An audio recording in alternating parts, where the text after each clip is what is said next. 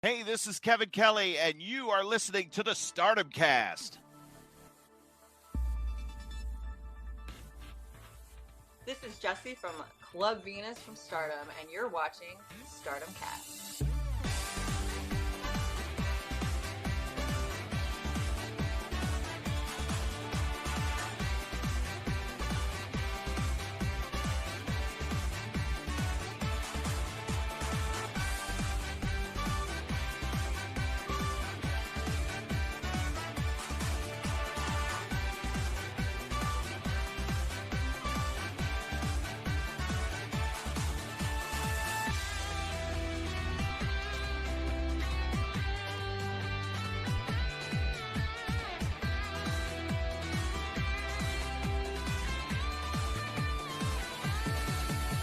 Hello guys and welcome to the Stardom Cast, your weekly audio source of all things World Under Ring Stardom. I am your host, Rob Goodwin, and I am joined as ever by my co-host, my friend in Joshi arms. He is Matt Turner. Matt Turner, how are you feeling, good sir? Are you over your WrestleMania hangover? I'm good, but I feel good. You sound way better this week than you did last week because we really forced that 3.5-hour episode through last week. We really powered through. But now, man, you sound a lot better. I'm doing well. It seems like we were not the only people that got sick during WrestleMania. Cousin Frank, he was a little bit sick. I recorded a couple of Patreon episodes with Andy Header just this past Monday, and he was really forcing it through. And he didn't go to WrestleMania, but he worked 2 shows and he was sick. And then he said a lot of the wrestlers that were on said show were sick. So it must be something going around in the Philadelphia area. But well worth it, my man. But no, I'm doing good. The weather here has been really, really good.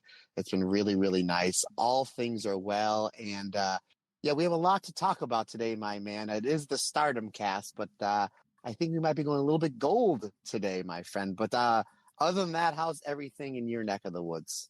Yeah, I rather foolishly thought that, there's only going to be one show up on in time for the podcast. Maybe we'll get away with an hour-long episode. And then, of course, Monday happened, and the entire Joshi world, the entire Joshi sphere, the entire Joshi universe was turned upside down with the announcement of Rossi's new promotion, which criminally is not called Rossi Vice Wrestling. And honestly, I don't know how I feel about that. But other than that, yes, I'm feeling better.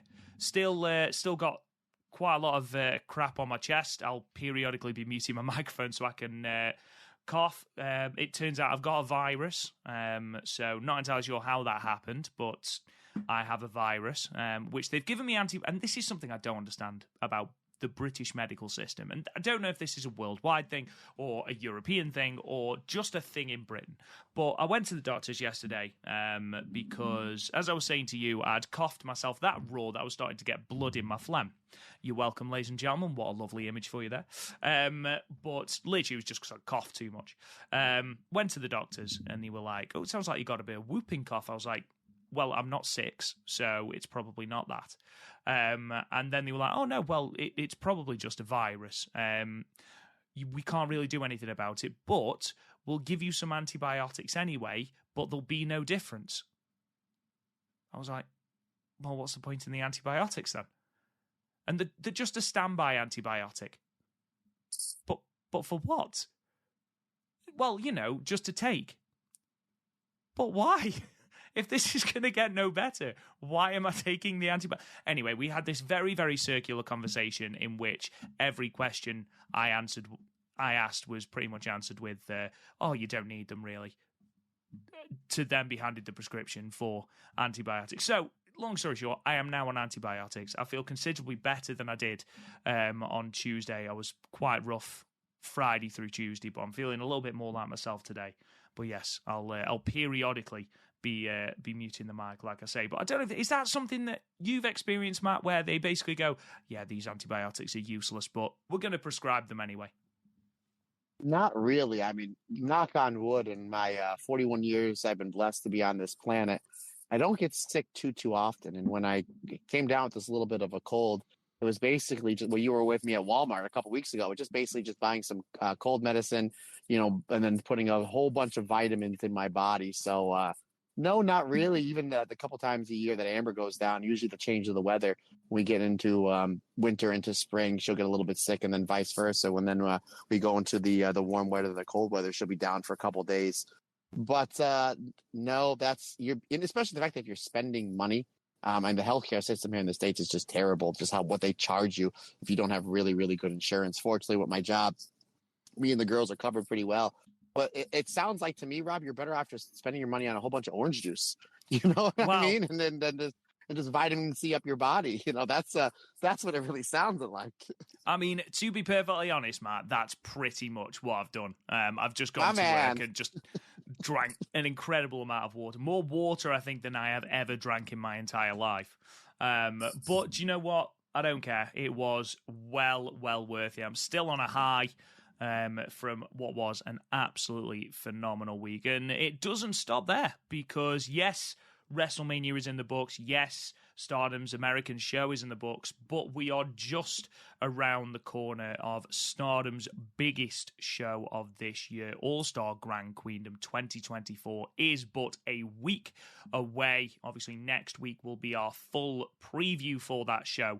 And then on Saturday, the 27th of April, that is when Stardom will be running the Yokohama Buntai. As we know, Mayu Utami versus Sari for the IWGP Women's Championship is a match that has got everyone talking, and I'm very, very, very excited to see that, amongst others, which we'll be talking about a little bit later on, because Stardom did have a press conference, which was, Matt, I must admit, one of the more depressingly drab press conferences that Stardom have ever run. No real fights, no one dribbling black liquid onto the other, no bloodiness, no shoot headbutts, just a rarely quite subdued press conference from Stardom.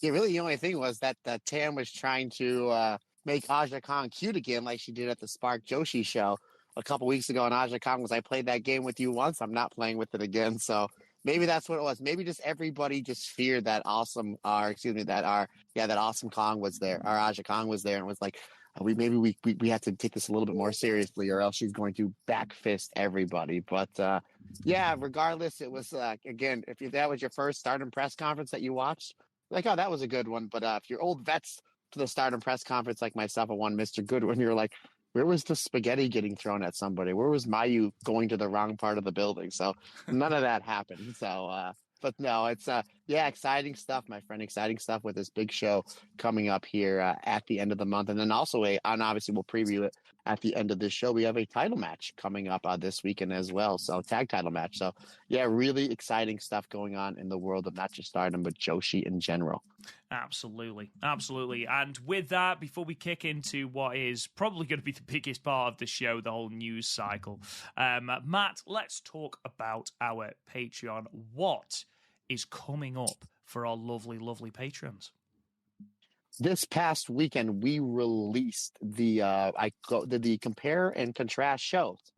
What show I like better from the 2022 5-star Grand Prix Night 1 versus Night 2. And this is a new segment that I've been doing for the Rossi Vice tier. Now, Rob, since this wrestling company is not called Rossi Vice Wrestling, again, I think it's a major mistake, but that's just us.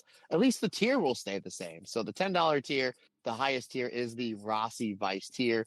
And this is when I've been doing these compare and contrast shows, it's been getting a lot of praise from the people that define folks at the Stardom Cast Action that subscribe to the $10 tier. They really like when I enjoy doing this. So basically what I do, for anybody that hasn't listened, is I basically go match by match in order from certain shows and which one I like better. Then at the very end, I do my top 5 matches from said shows. And like I always say at the end of the podcast, it's just not my podcast, it's our podcast. So if there's any shows that our listeners would like for me to do, like compare maybe Dream Queendom 1 versus 2 or Dream Queendom 2 versus 3, let me know. You guys have that control. And I really I really enjoy doing these, because sometimes I don't even know when I'm recording the podcast what show I'm going to like better. So it's really, really fun to do. And it seems that a lot of people enjoy me doing them. And then this weekend coming up, our monthly roundtable discussion, as I'm joined by, once again, crowd favorite, independent superstar Andy Header, as me and Andy go over our top 5 wrestlers that we would like to see wrestle in Stardom someday. And basically the only rules are has to be a wrestler that's never wrestled in Stardom before. So that was really, really fun time. And then also sometime by the end of the month, because I recorded two in a row with one Andy header. So probably about a week or so, our show review of Osaka Dream Cinderella from December of 2020. That'll be coming out as well. If you remember, that was main evented by Utami Hayashishita in their very first title defense of the World of Stardom Championship against the Queen's Quest leader at the time, one Momo Watanabe. So that was a really, really fun time having Andy and myself go back and reviewing that show. So that'll probably be released in about a week or so. But the roundtable discussion, that should be in your Patreon feeds by this weekend. Now, we've had a handful of you ask, hey, what's going on with alternate commentaries? We know that you guys were away and couldn't really record anything. Now, I did, right before we left for Philadelphia, I did record an alternate commentary solo of Momo Watanabe versus Azumi from the 2019 5-Star Grand Prix.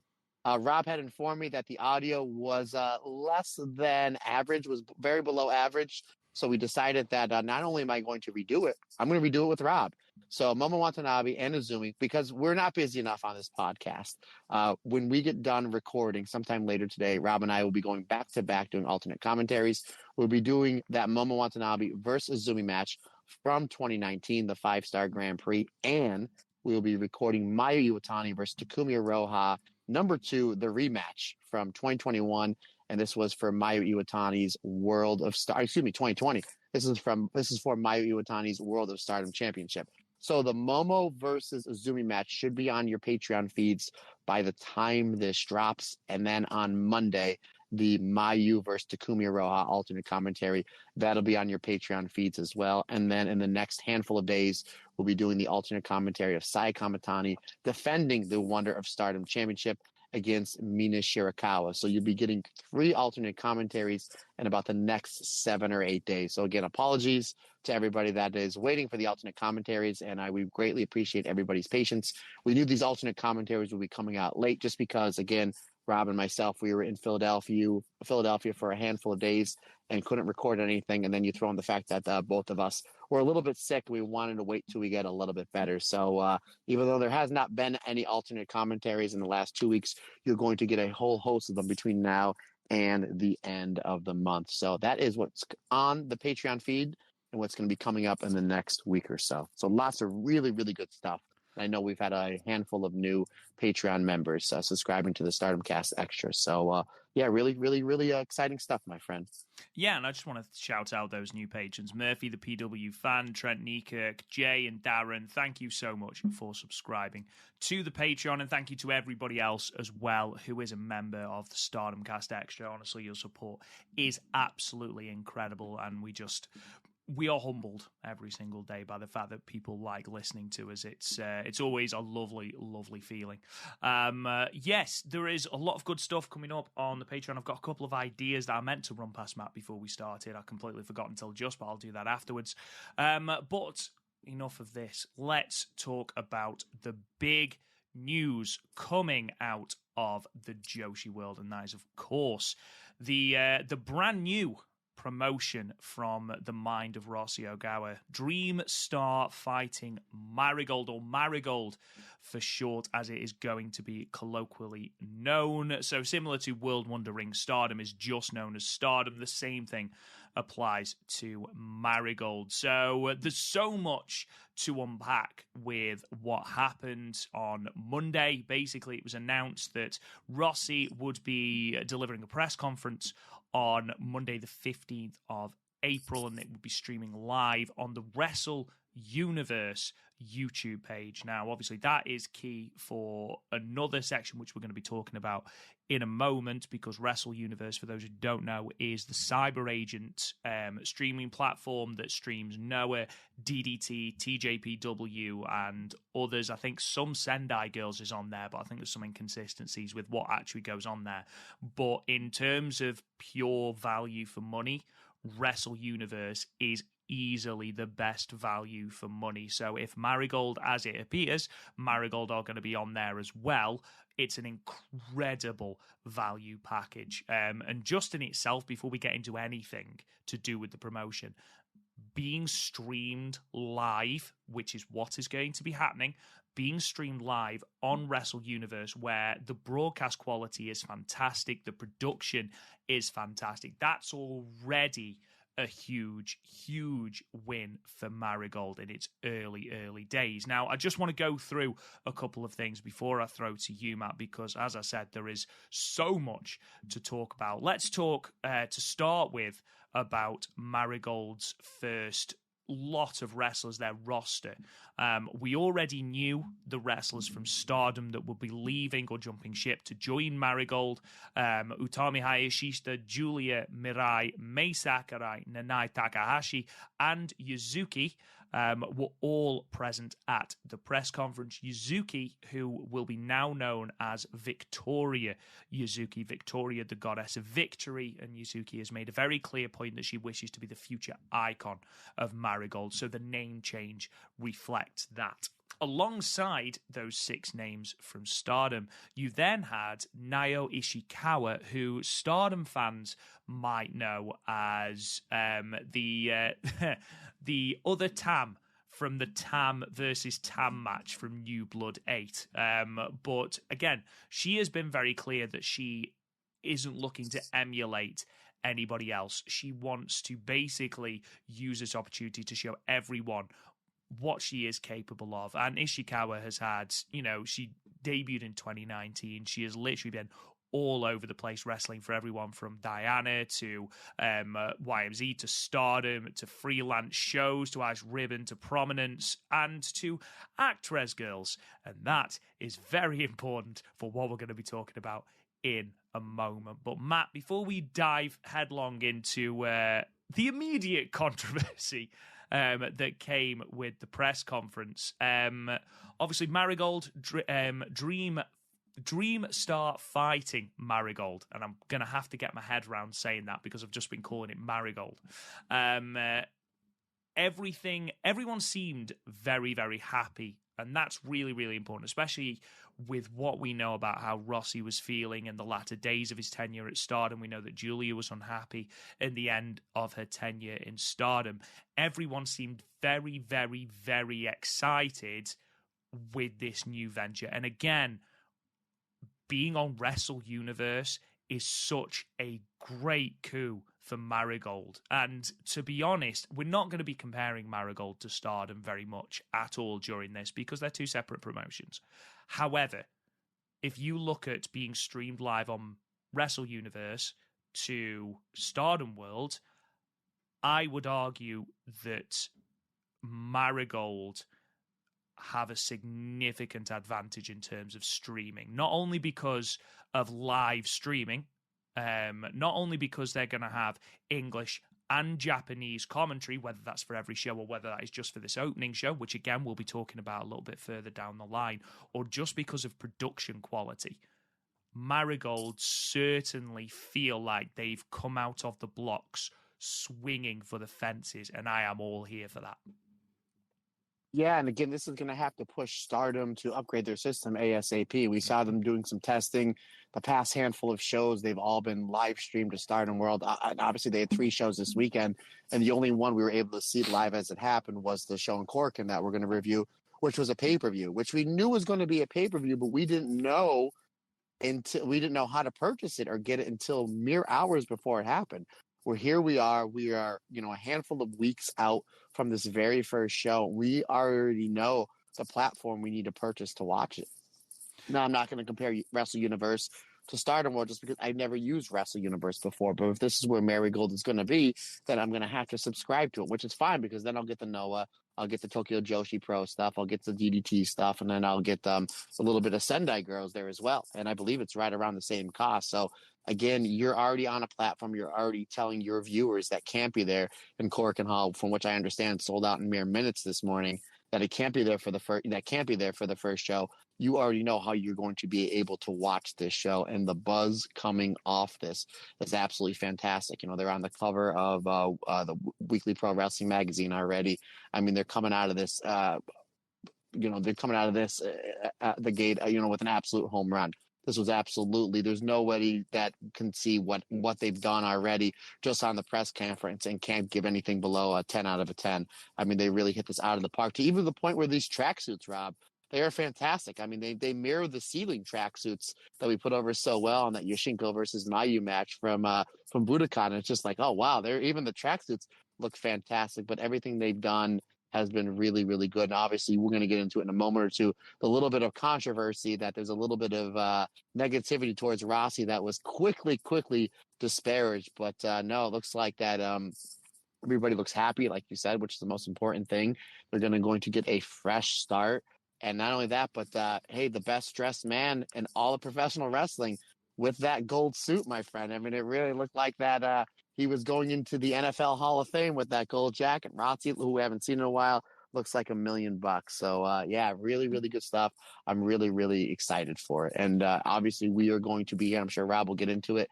We are going to be here to cover everything, not only Stardom, but Marigold related.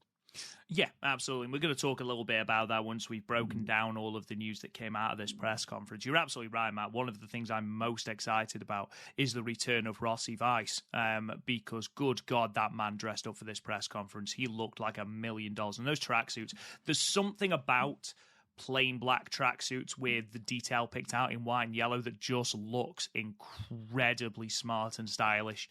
And all seven, poor Ishikawa. I keep forgetting about Ishikawa. All 7 of the women looked absolutely incredible. So, yeah, that right from the outset is brilliant. I do use Wrestle Universe because I watch little bits of Noah here and there. I've never really gotten into DDT to the absolute chagrin of Chris. But it's by far the easiest to use.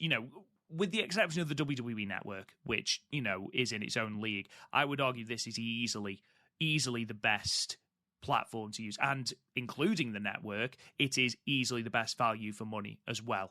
And yeah, adding Marigold to that is perfect. And I was listening to Post Wrestling because John Pollock and Wei Ting are 2 of the greatest wrestling journalists out there. As Kirsty brings me a lemsip because she is the best. What a lady. What a lady. What a lady indeed. Oh, Matt, sorry. We will get back to what we're talking about, but Kirsty says thank you for the Fruit Loops. Did I give her Fruit Loops or is that Amber? It was Amber, yeah, but you were a part of that by proxy. We're tighter. We're a team. We're a team. And the immortal words of Ozzy Osbourne: behind every great man is a great woman with a greater left boot. So anybody that ever praises us, they need to praise Kirsty and Amber for being great women behind us that constantly kick our asses. Absolutely. Like I was saying, so I was listening to John Pollock and Wei Ting, and they were breaking this down. And something that Wei Ting said, because he doesn't follow Stardom, and I was thinking about, I wonder how this impacts, people that don't follow Stardom, but, are familiar with the names that are going, familiar with Rossi and things like that. And he was saying, having something on Wrestle Universe, it's so much easier for the US and Western audiences to then get involved in that promotion and get invested in that promotion. And that's something that me and you have been saying about Stardom World for years and years. The fact that, the delay in matches, the lack of English commentary, we're used to it, we're fine with that. But in terms of newer English-speaking audiences, it is a little bit of a barrier. And it was interesting hearing that from someone who doesn't watch a lot of Stardom, but immediately, can understand actually, with Wrestle Universe, it's an easy thing to use. You aren't having to fork out extra money on another subscription service. It's, the same subscription service that you would have had for Wrestle Universe anyway. And that English commentary is so important as well. And I think Stu Fulton, he does all the English commentary for Wrestle Universe, so I will be amazed if it's not Stu Fulton who does Marigold. And you'd be stupid not to have Sonny do it next to him as well, because there's no one that is going to know this promotion, the history of those women like Sonny. So I imagine, again, nothing confirmed, but I imagine that'll be the commentary team for that first show. But yeah, I just thought it was interesting, how being on Wrestle Universe would has sort of got people talking, and waiting's absolutely right. People aren't going to want to shell out another $6.99 or another $7.99 for another streaming service, especially if you've already got Wrestle Universe. And I think it is a fantastic value for money, great production. It's a home run straight out of the gate. More on the roster, though, which brought with it its own controversy, because even though we had those 7 women that I've already mentioned, towards the end of the press conference, they were joined by some more women from Actwres Girl'z, brought onto the stage by Fuka. Now, Fuka, for those who don't know, was one of the initial founders of Stardom, alongside Rossi and Nanai Takahashi back in 2011. She trained a considerable amount of the Stardom wrestlers, including Mayu Iwatani, Arisa Hoshiki, Kairi Hojo. The list goes on. Yoko Bito. The list goes on. She was an advisor at Actwres Girl'z. However, she has brought a group of people and basically asked on the stream if they could be a part of the Marigold roster. Rossi said, of course you are. You know the answer to that question.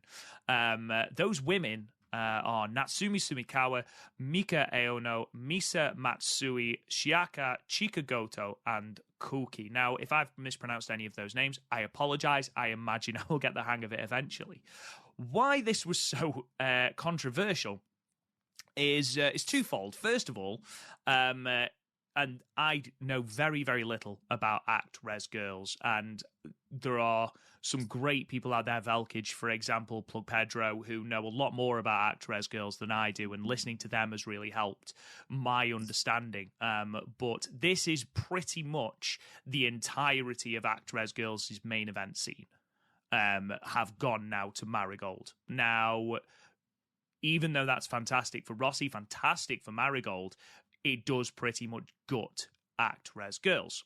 Now, Actwres Girl'z put out a statement, and unfortunately, I've actually cropped the top of the image, so I can't actually see who it was. I'm really, really sorry. And if this translation is you, then please DM me and I will happily give you the shout. I'll happily give you the credit. This was not me.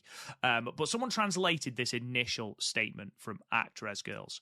And this is what it says. I would like to thank all of my fans for their continued support of the Actwres Girl'z. On April 12th, which was the Friday, our advisor, Fuka, suddenly informed us that 6 players would be leaving the company and that she would also be leaving Actwres Girl'z. It was also revealed that the 6 players who were leaving the company had been allowed to meet with people who were planning to launch a new organization without consulting or informing the company, and that she had been personally approaching other players in addition to the 6 who were leaving the company. As an advisor, even if I were to be approached by an individual competitor with various complaints about the company, including how she was being treated, I would first talk to the company and make the best of the situation. And if we could not come to an agreement at the very least, I would make adjustments so as not to leave holes in the performances and other events that had been announced. For the 6 members, it is now practically impossible for them to participate in the already announced performances, events, and other organizations, as well as in the scheduled tag team tournament and title matches, and to appear in the Actwres Girl'z in the future. We will discuss these issues, including compensation, separately with the parties concerned. Just a little bit more of the quote. This kind of behavior is unacceptable, which I thought was very, very, very stern. And I'm surprised and saddened that they would talk about it so matter-of-factly and as if it were a matter of course. It never occurred to me that an action from within our company in an important position would cause such financial difficulties and severely impede our future activities.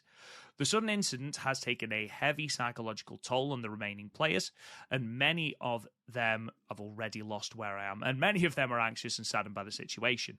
We actually saw that at the end of the show where they announced there'd be a press release the next day. You could actually see when, I think it was actually Asakawa, told everyone that there would be a statement. You could actually see some of the wrestlers in the back were visibly in tears.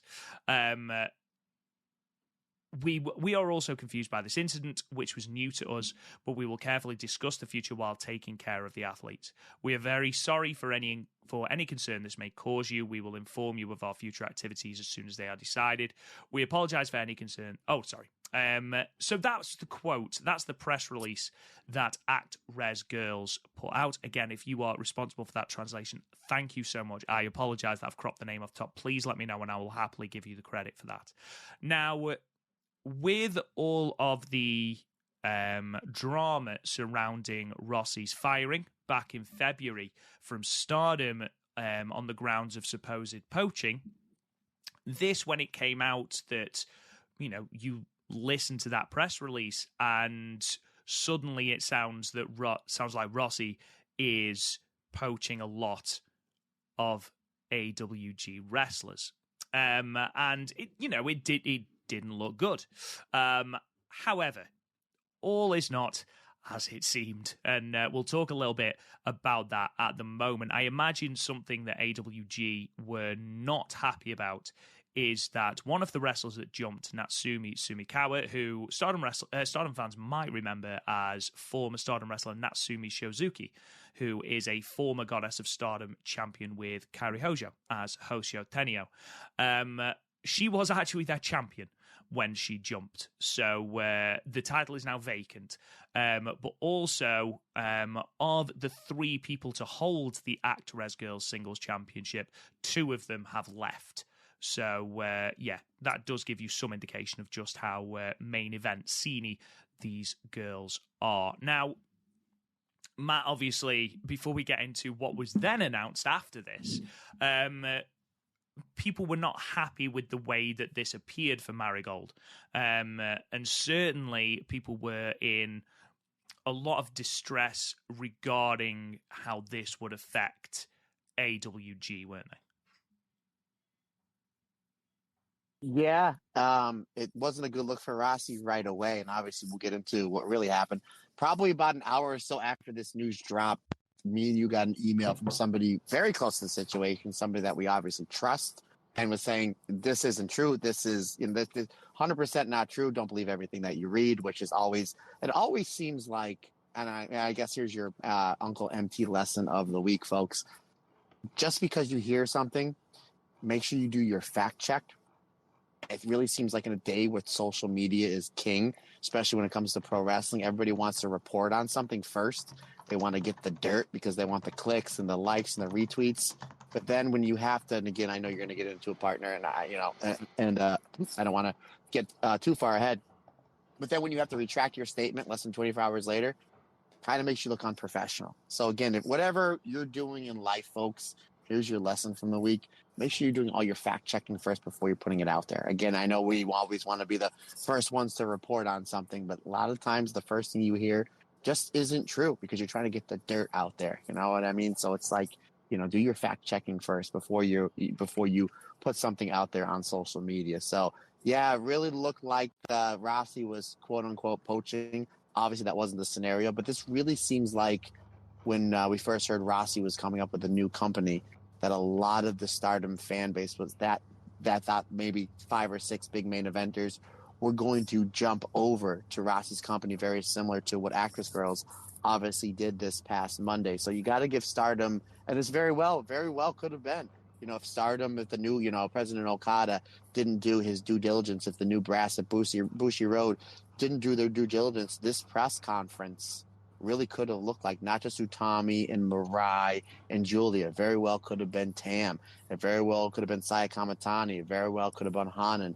Very well could have been Mina Shirakawa. So very, it's terrible for the wrestlers at Actwres Girl'z, and I don't really watch any of Actwres Girl'z and don't know too much. So, but it very well could have been the Stardom wrestlers, this main event scene of Stardom, going over to Marigold. But again, this was just great due diligence on the part of President Okada and everybody involved that started to maintain a good core amount of their main event roster.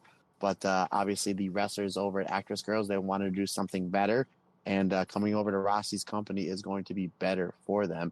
Now, I had a handful of people send me messages saying, I'm a big fan of Actwres Girl'z, put this in a positive spin for me. Right now, it's very negative. But the positive spin I can say is this is going to force the wrestlers that are in Actwres Girl'z to be better, to bump up to the main event scene, to be able to carry the load. And it's going to be not better, but it's going to make the bookers and promoters and matchmakers in Actwres Girl'z to, fill some voids where they might have to go to an ice ribbon or they might have to do a better in training to bump up people up in the card. Obviously, you're losing 6 main eventers in Actwres Girl'z. So right now, obviously, it's not a good scene for Actwres Girl'z, but it's something that they can fix. You know, there is a lot of great Joshi talent out there, over there in Japan, that where they can, you know, it's going to take some time, but eventually I think in a handful of months or a year or so, they're going to be able to build back up that company as long as everybody's working hard towards it and they're looking to, to maintain that roster. Now, Rob, correct me if I'm wrong, but Actwres Girl'z, they don't do a whole lot of wrestling. It's more like acting, right? Isn't that, and I could be wrong, but isn't that the whole namesake? Now, I did a little bit of research on this, and again, I might be wrong, and I can imagine Velkage launching his phone or whatever as he's listening to this podcast at the wall and just saying, no, that's wrong. So I apologise to him, Plug Pedro, and anyone that is a fan of Actwres Girl'z. I believe that they used to be a promotion that was based on wrestling. However, they've sort of steered towards a more theatrical performance art as opposed to wrestling. Sort of steered more towards the sports entertainment style of it and sort of made it more of a performance. It was why Arisa Hoshiki was allowed or was able to participate in that company without, doing herself even more damage when, in the short amount of time she was part of that company. But I think ultimately that style has led to the departure of at least some of these wrestlers who are seeking to do more professional wrestling as opposed to that performance art, which is what Actwres Girl'z seems to be steering towards. Now, obviously this isn't good for Actwres Girl'z. You can see why they have put out this statement sort of lambasting the 6 that have left, and Fuka herself as well, who they were very clearly displeased with. I've seen a lot of people be very, very excited for different individuals coming over from Actwres Girl'z. I've seen a huge amount of buzz around Kuki and Chiaki. I think that's how you pronounce them. Also for Misa Matsui as well. I've seen a lot of buzz around her. All 6 of the women are very exciting prospects. And I can't wait to see them mix it up with the likes of, Utami, Giulia, Mirai, who it's all going to be a very, very exciting time. Now, as I've already said, Actwres Girl'z' statement made it appear that Rossi had poached basically the whole of Actwres Girl'z' main event scene. Matt already mentioned that we then got an email that said, yeah, that's not the case. Don't believe everything you read, which comes into something else I'm going to be talking about a little bit later on. But less than 24 hours later, Actwres Girl'z then published a retraction.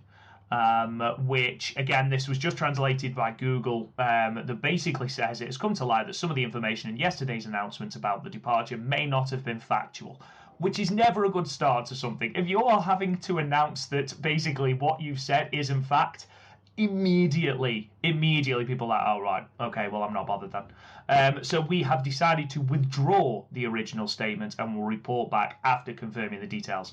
We apologise for releasing information that may have contained inaccuracies and for any inconvenience caused to those girls.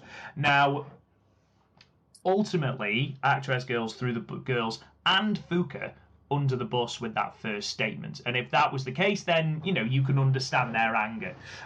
However, from what I believe, there is some sort of hole in the contract that means the girls have actually done nothing wrong. And I actually am of the belief, or I've been told, that the girls came to Fuka to say that they weren't happy. And basically they approached Rossi. So Rossi's done nothing wrong. Marigold have done nothing wrong. I believe it's a mixture of sort of people not feeling fulfilled in what they were doing at Actwres Girl'z, wanting to mix it up with other people.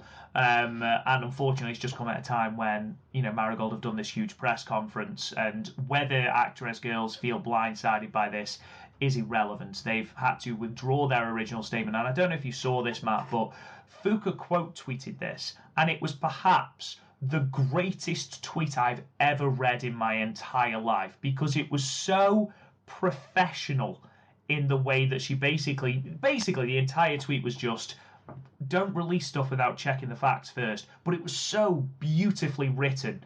And it was one of those where, when sometimes you read a tweet and you just have to clap afterwards. And people look at you like, what the hell are you clapping for, you weirdo? I had to applaud Fuka's response, which unfortunately I haven't screenshotted here, but go and check out Fuka's response, because it was fantastic. But yes, it turns out, Matt, that Rossi and Marigold have done nothing wrong. So it was all hullabaloo about nothing. Apologies. It turns out my microphone had switched, but luckily Matt picked it up this time. We didn't have to wait for the entirety of the podcast to play out before I realised. So, Matt, anyway, turns out, moral of the story, don't read everything you don't believe everything you read. No, that's what I said. There's the life lesson of the day, folks. If you don't get anything out of this podcast other than a little bit of entertainment, and we should get a little bit of a lesson, because it just seems like don't believe everything you read on the internet, because it or it probably won't be true, especially when something like this blew up so fast, so quick. Yeah, again, from kind of what we were told, and that email kind of tipped off, is that these girls weren't happy in Actwres Girl'z for quite some time. And they went over to Fuka, and Fuka was like, well, you should go over to Rossi. And I don't know if they pointed them in the right direction of Rossi, or if she went to Rossi herself, because obviously her and Rossi have that relationship going back to the beginning of Stardom some 13 years ago. And was like, yeah, absolutely. If you're not happy there, I'm not going to, and I'm a friend of Fuka. Fuka's saying, hey, help me out here. He's going to help out a friend. And, hey, I have this new promotion. It's going to be red hot. It's going to be, something different, something new, but yet something old. I can help out a friend with that. They have 6 wrestlers that aren't happy in a situation. Well, then I'm going to make them happy. So not only did Rossi not do anything wrong, he did something really, really, really right by making a whole bunch of talent happy. And then they're going to be on a bigger stage, because I'm assuming pretty much by the end of the year, when you talk about the biggest all-female wrestling companies, it's going to be Stardom 1, and then this, at 1A, just right out the gate. No disrespect to Ice Ribbon or Tokyo Joshi Pro or any of those other wrestling companies that run it. I mean, these 6 girls from Actwres Girl'z are going to be put on immediately a bigger stage. And I'm sure they wrestled in Korakuen Hall before. What I understand, this very first show at Korakuen Hall has already sold 1,400 tickets. So I don't think they've ever wrestled in front of a crowd that big before, at least for Actwres Girl'z, at least to my knowledge. So again, not only did Rossi not do anything wrong, they came to him, and Rossi immediately said, absolutely, you have a home here. So not only did he not do anything wrong, he did right already on day one to these 6 talents. And the Hat Man needs to be applauded for that. The Hat Man cometh indeed. So with all the controversy, he says, in inverted commas, surrounding the roster out of the way, that's a very, very healthy start to your roster. You've got bona fide stars in Utami, in Giulia. You've got the experience in Nanai. Obviously, you've got the future in Mirai and Yuzuki. And then you've got this influx of talent from Actwres Girl'z as well, who, again, I'm not familiar with the exception of some of Natsumi Sumikawa's work from Stardom. However, it's an exciting time. And again, Rossi Ogawa, Fuka, and Nanai Takahashi working together again, just like the good old days of Stardom. And I don't know if you saw this, Matt, just before we get into the other things. Did you see Mayu Iwatani tweeting about this? About the fact, no, she was she tweeted Fuka and said that she's an icon of Stardom, which she is, and then she related it to her parents divorced and then remarried, and she said, "Is this the real life version of that?" So yeah, she was enjoying the scenes as they unfolded. Again, I mean, this is purely my opinion. But I would be amazed if, especially with, the historical ties that Mayu Iwatani now has with 3 of the lead people in Fuka, Rossi, and Nanai, I'd be amazed if we don't see Mayu Iwatani in this promotion at some point. Irrelevant of all of that, Matt mentioned that first show. They also announced Marigold, their first show will be taking place on the 20th of May in Korakuen Hall. It's going to be called Marigold Fields Forever.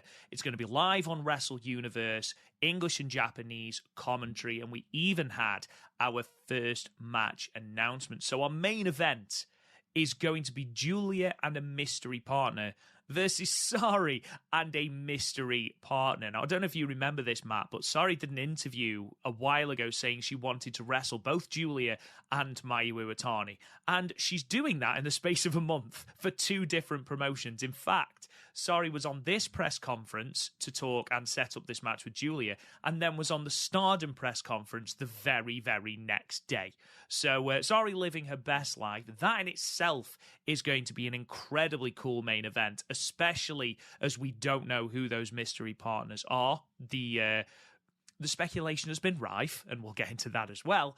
But also we have Victoria Yuzuki challenging Nanai Takahashi to a singles match as well.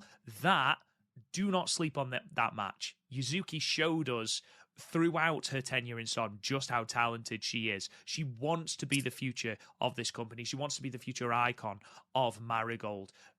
Having a match with Nanai Takahashi, yes, there was a couple of matches in her Stardom run where we were like, why on earth has she not put people over? Like, for example, the Starlight Kid Passion Injection match.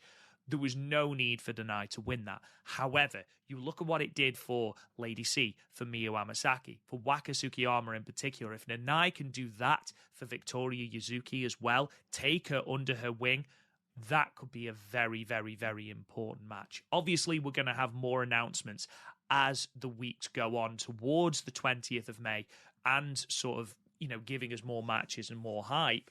But Matt, just on the basis of those 2 matches, and let's be honest, intrigue as well. Stardom have already sold out their tickets. They went on sale on the 17th of April at 12 o'clock. At 12 o'clock today. You mean Marigold? I do. I realized I said Stardom, but was hoping that I could just go on past it. No, we're a team, because I was just like, "Well, they sold out the show too." And I was like, "Oh, he's talking about Marigold." I am. That's where I get all my news from you. That's where I get all my news from you live on the show, buddy. But yes, so the tickets went on sale 12 o'clock Japanese time, 17th of April, and they have already sold upwards of 1,400 tickets. Now they are talking about releasing even more tickets. Now, Matt, that's really interesting because 1,400 tickets sold, that will top any of Stardom's Korakuens this year. Their top is 1,390, which was the 12th of April. Their highest ever, Stardom's highest ever attendance at Korakuen Hall is 1,609, which was at the 9th anniversary show main evented by Mayu Iwatani and Momo Watanabe. It was the first time that Stardom had sold out Korakuen Hall. Marigold are already at 1,400 tickets. Now, I know that a lot of this is based on intrigue, okay? The unknown. But can you imagine what a statement of intent for Marigold here if they were able to sell out Korakuen Hall and to beat that highest ever number, 1,609 tickets?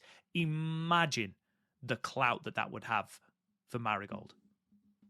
Yeah, I guess just a quick cheap plug for the Patreon. We'll be doing an alternate commentary of Mayu Iwatani versus Momo Watanabe from that 9th anniversary show. That'll be on your Patreon feeds by the end of the month. But yeah, I mean, obviously the intrigue is there. I mean, it's a great number.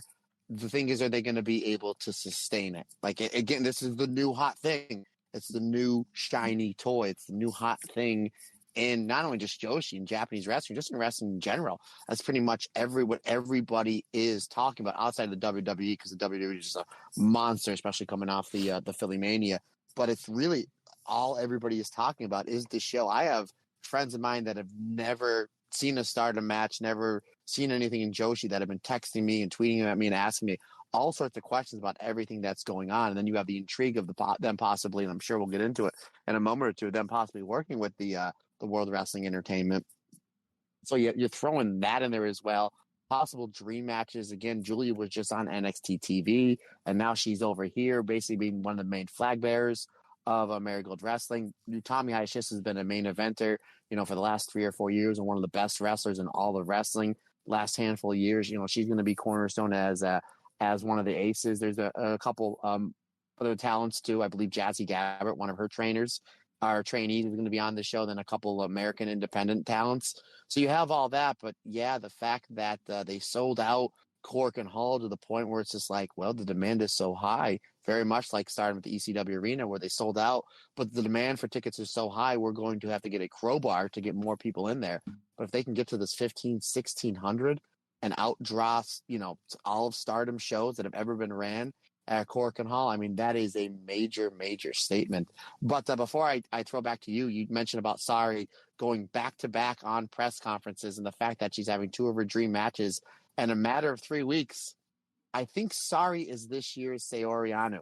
Saori Anou, again, before she signed her contract, she was everywhere. She was doing the Stardom show. She's won 3 championships in Stardom last year, and then she's doing Oz Academy and Ice Ribbon and Sukiban and this, that, and the other thing, where it's just like, oh, wow, like Saori Anou's all over the place. Then she signed the contract. And I was like, all right, we'll get on Stardom, where now it seems like Sari is this year's Saori Anou. So I wouldn't be shocked by the end of this year if there's some big, big money play to try to get Sari in one of these 2 companies, or if, WWE wants her back. Again, it looks like there may be some sort of working relationship with WWE and Rossi's new company. And obviously, if they're going to be putting any sort of talent or time or investment into Marigold Wrestling, they're going to be keeping an eye out, and they're going to be looking at, oh, sorry, we had her in NXT. It's somebody that we messed with. Maybe we can sign her to bring her back. So I think Sari is going to be she's already in a great position, don't get me wrong, but she's going to be in a major, major position, because in a handful of months, I'm sure that Rossi's company is going to offer a major contract. I'm sure Bushiroad is going to be backing up the Bring Chucks to offer a major contract. But don't be shocked if Triple H and Shawn Michaels, if they're throwing a whole bunch of money Sari's way. So, hey, good on her. Because at the end of the day, the wrestlers are the ones that are taking the bumps. They're the ones that are on the road. They're the ones that are sacrificing their bodies in the ring. And if they can get a major payday out of it, that's just great. That's just great. Yeah, absolutely. I mean, even if this Soul show is only sold on Intrigue, the fact that they sold out 1,400 tickets in less than 30 minutes is wild. Absolutely wild. Like, you put more tickets on sale, like, they're going to sell out. So I thoroughly believe that if Marigold wanted to, you could easily have 1,500, 1,600 people in that venue, and that would be such a statement of intent.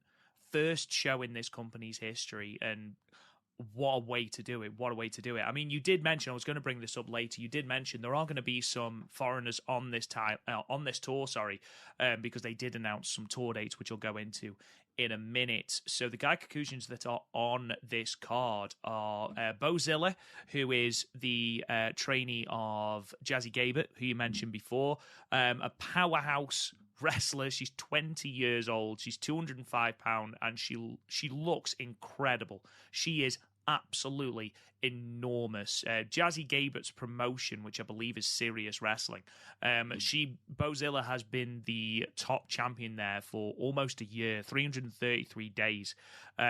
She looks like a real talent and could really fit like that Megan Bain mold in Stardom. So very excited to see her.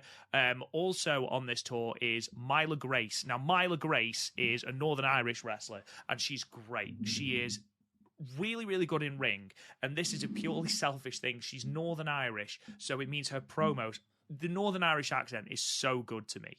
Like, I love that accent. So anytime she cuts a promo, I'm just listening to the accent going, that's such a cool accent. So I'm really hoping we have promos from Myla Grace. She's great as well, but I really can't wait to hear more of that. She's been on NXT UK. She's been on Eve. She's been on ICW. She's been all over the place. She's wrestled in Italy. She's wrestled in Finland.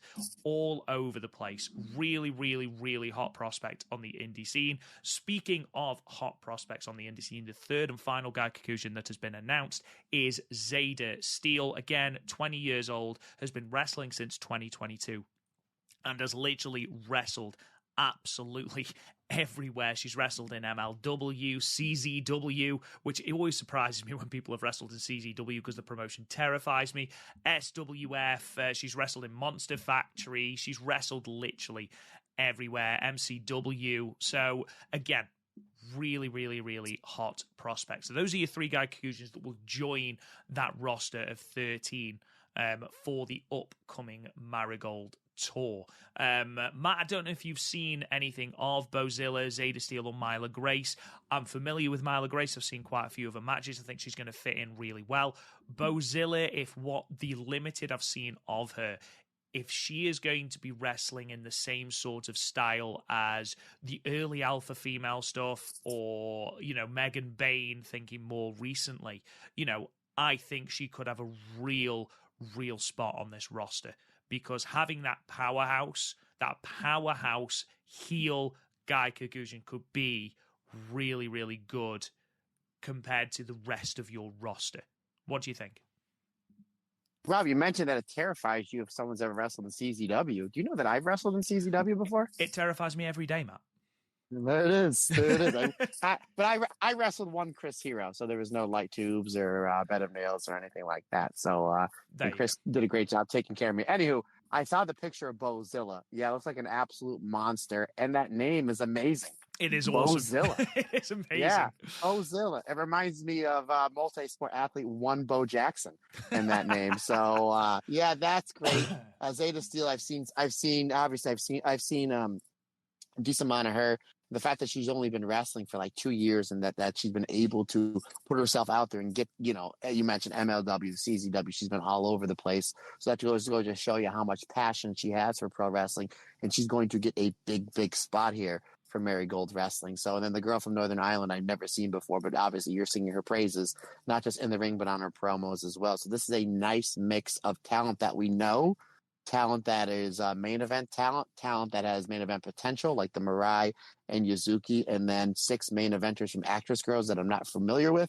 And then you're throwing in that you get the original triad of Fuka, Rossi, and Nanai back together from 13 years ago over at when Stardom first started. Stardom, that promotion is doing A-okay. So yeah, a lot of seeds being planned, a lot of exciting things. And again, with the potential and the rumors of certain WWE wrestlers that have wrestled for Rossi before that might be coming in, that, you know, hey man, where there's smoke, there might be fire. So again, with them selling, you know, about 1,500 tickets at Korakuen Hall, and I have a feeling this show is going to be an absolute home run, and they will be able to sustain that number, and they might have to start running bigger venues, so which are rumored to be happening sometime this summer. So yeah, it's exciting stuff. And again, this is a Stardom podcast, and if you're asking me what effect this has on Stardom, and we've been texting back and forth this whole, you know, the weekend and Monday and Tuesday, this is just going to push Stardom to be there. This reminds me so much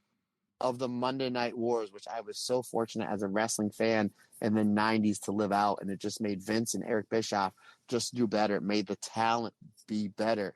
And ultimately, even though the WWE did win the Monday Night Wars, the true winners, as corny as it sounds, are the fans, and the true winners of these two promotions that may not be competing, but may be competing, is going to be us. And the fact that we, as you know, Matt and Rob of the Stardom cast, that we are able to provide insight to both Stardom and Marigold Wrestling.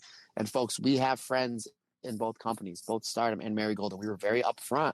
We're like, we are going to be covering both these shows. We are not picking any sides, not unless somebody signs us to a big contract. You know, obviously we'll talk about that off air. We are going to be covering both promotions. So I know we've had a lot of wrestlers, a lot of fans that have asked us, a lot of listeners have asked us, like, what are you guys going to do? No, we are covering both. The demand is there. It's something that myself and Rob love doing. We love covering the Joshi wrestling, and the fact that we're going to have 2 phenomenal promotions. Again, whether they're going to admit that they're competing or not, as the fans, we're going to be looking at, like, you know, what show was better, what match was better, who had the better this, who had the better that, and we're going to be here to give all the insight. And as far as what side we are choosing, I've mentioned this before, I'm mentioning again, we are choosing the side of pro wrestling, of Joshi wrestling. So the fact that we get to do that, it just really excites me, and I know it excites you, partner. Yeah, absolutely. In terms of the Second World War, we are 100% Switzerland.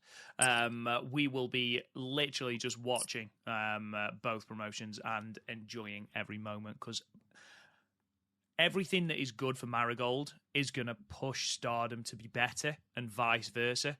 And that's only going to excite the fans, and that's only going to benefit the fans. So for those that like Stardom, they're going to be pushed to do better because of this new threat in Marigold. And obviously Marigold, have no pressure on them whatsoever and already are selling tickets. So as wrestling fans, and as Joshi fans especially, it's an incredibly exciting time.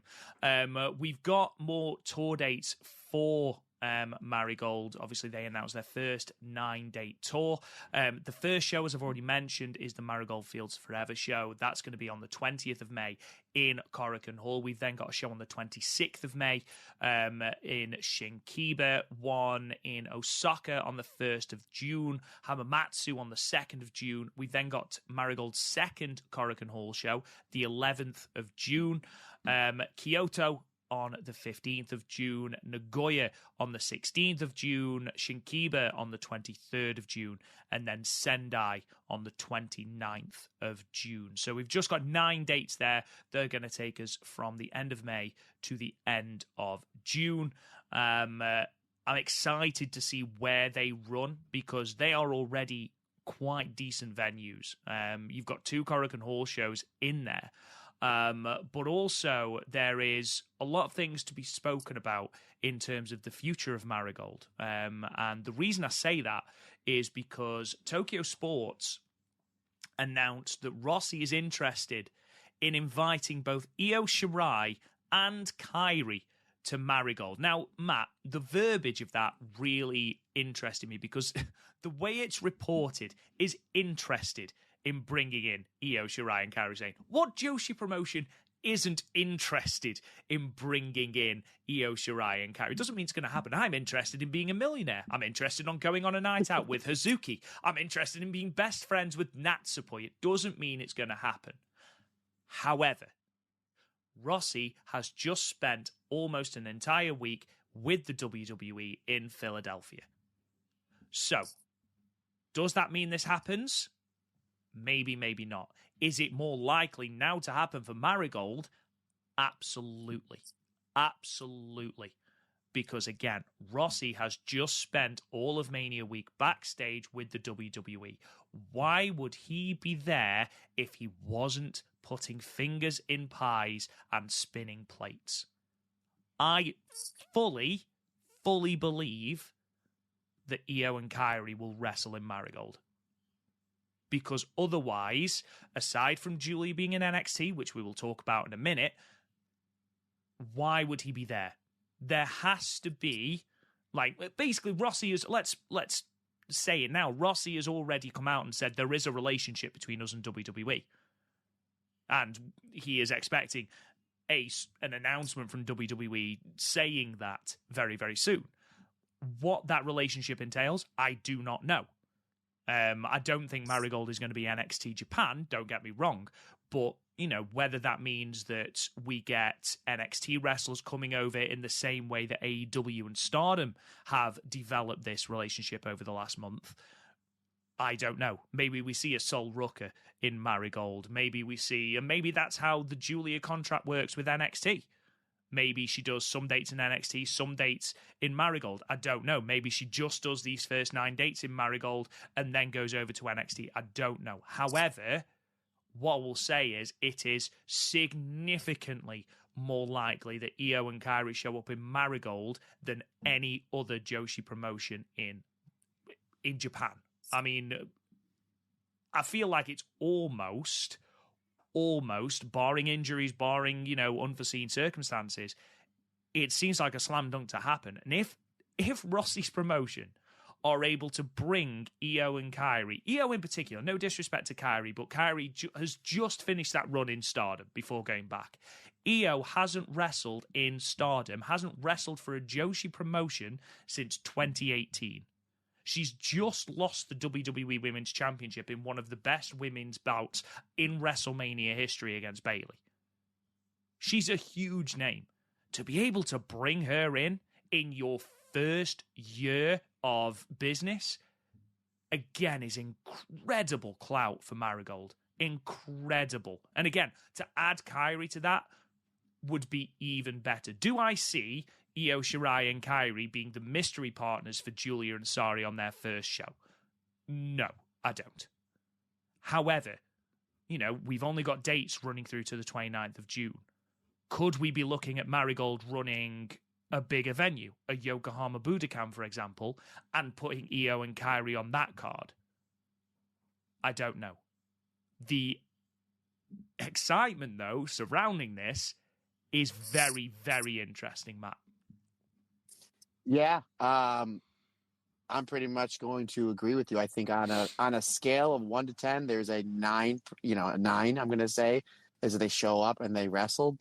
And Marigold, again, where there's smoke, there's fire. He wouldn't have flown all the way over to Philadelphia if there wasn't anything going to happen, right? Obviously, Io and Kairi, they are very big on respect on Rossy Ogawa. I mean, if it wasn't for Rossy Ogawa, who knows where their respective careers would have been. Yeah, I mean, is it going to be the mystery partners? No, I don't think it is, because the venue's already sold out. I still think it's going to be two fantastic wrestlers, whether it might be somebody from NXT or it might be somebody, one of the freelancers over in the Joshi scene. That I don't know. Will it probably be at a bigger venue with more hype? Absolutely. I mean, look at the possibilities you're going to have if you can get those two in. Do you do Giulia versus Kairi? Because if we remember when we did have in Stardom, when we did have that All-Star Stardom Championship matches with DDM, the Bear Bombers versus Restart, those segues between Giulia and Kairi were something as fans were like, we need to see that match. If Kairi's going to the WWE, we need to see that match soon. And it never happened. And maybe this is where it is. Utami Hayashishita, when she was over here in the States in the summer, she was very adamant that her dream match is with Io. And we're like, oh, man, maybe we won't get that. Or maybe we'll get it in a couple of years when Io's contract expires and if she decides to do freelance and come over to Japan. There's a very good chance that we get that match sometime between now and the end of the year. And this all comes, obviously, you mentioned before, not only would any Joshi company want Io and Kairi on their card, any wrestling company, whether it's Impact, whether it's Stardom, whether it's Ice Ribbon, whether it's AEW, whether it's CZW, Chikara, anybody would want those two on their card because they're fantastic. So obviously Rossi is going to want two of his three daughters of Stardom on these shows, especially in the first year, because that is a major statement. What it all boils down to is what Triple H says. He is the big boss. You have to understand, this isn't Vince running the company anymore. This is Triple H, where he's going to do things old school, but in a new way. And Triple H, over the interviews over the last handful of years, was pretty much, he very much loved how the territories were, but his father-in-law killed the territories and changed wrestling forever. And honestly, a lot for the better, because WrestleMania wouldn't be what it is, or, wrestling on a worldwide scale wouldn't be what it is. But Triple H, I think, knows enough that maybe he can have a territory system where he is king, where WWE is king. In fact, folks, let's not beat around the bush. Let's not try to kid ourselves. Nobody's beating what WWE is for what they've been able to do over the last 40 years. Nobody's putting over 70,000 people in a stadium back-to-back in 2 nights in a row. No company's doing that. It's a monster. It's an absolute monster. So it all comes down to what Triple H wants to do. If he's like, you know what, let me help this company out, very much like how Vince did to ECW back in 96 and 97. Io is not my champion anymore. She had a great run with the championship. Let's kind of cool her down and have her do something else. And we can go over to, I can have her go over and help Rossi's company out.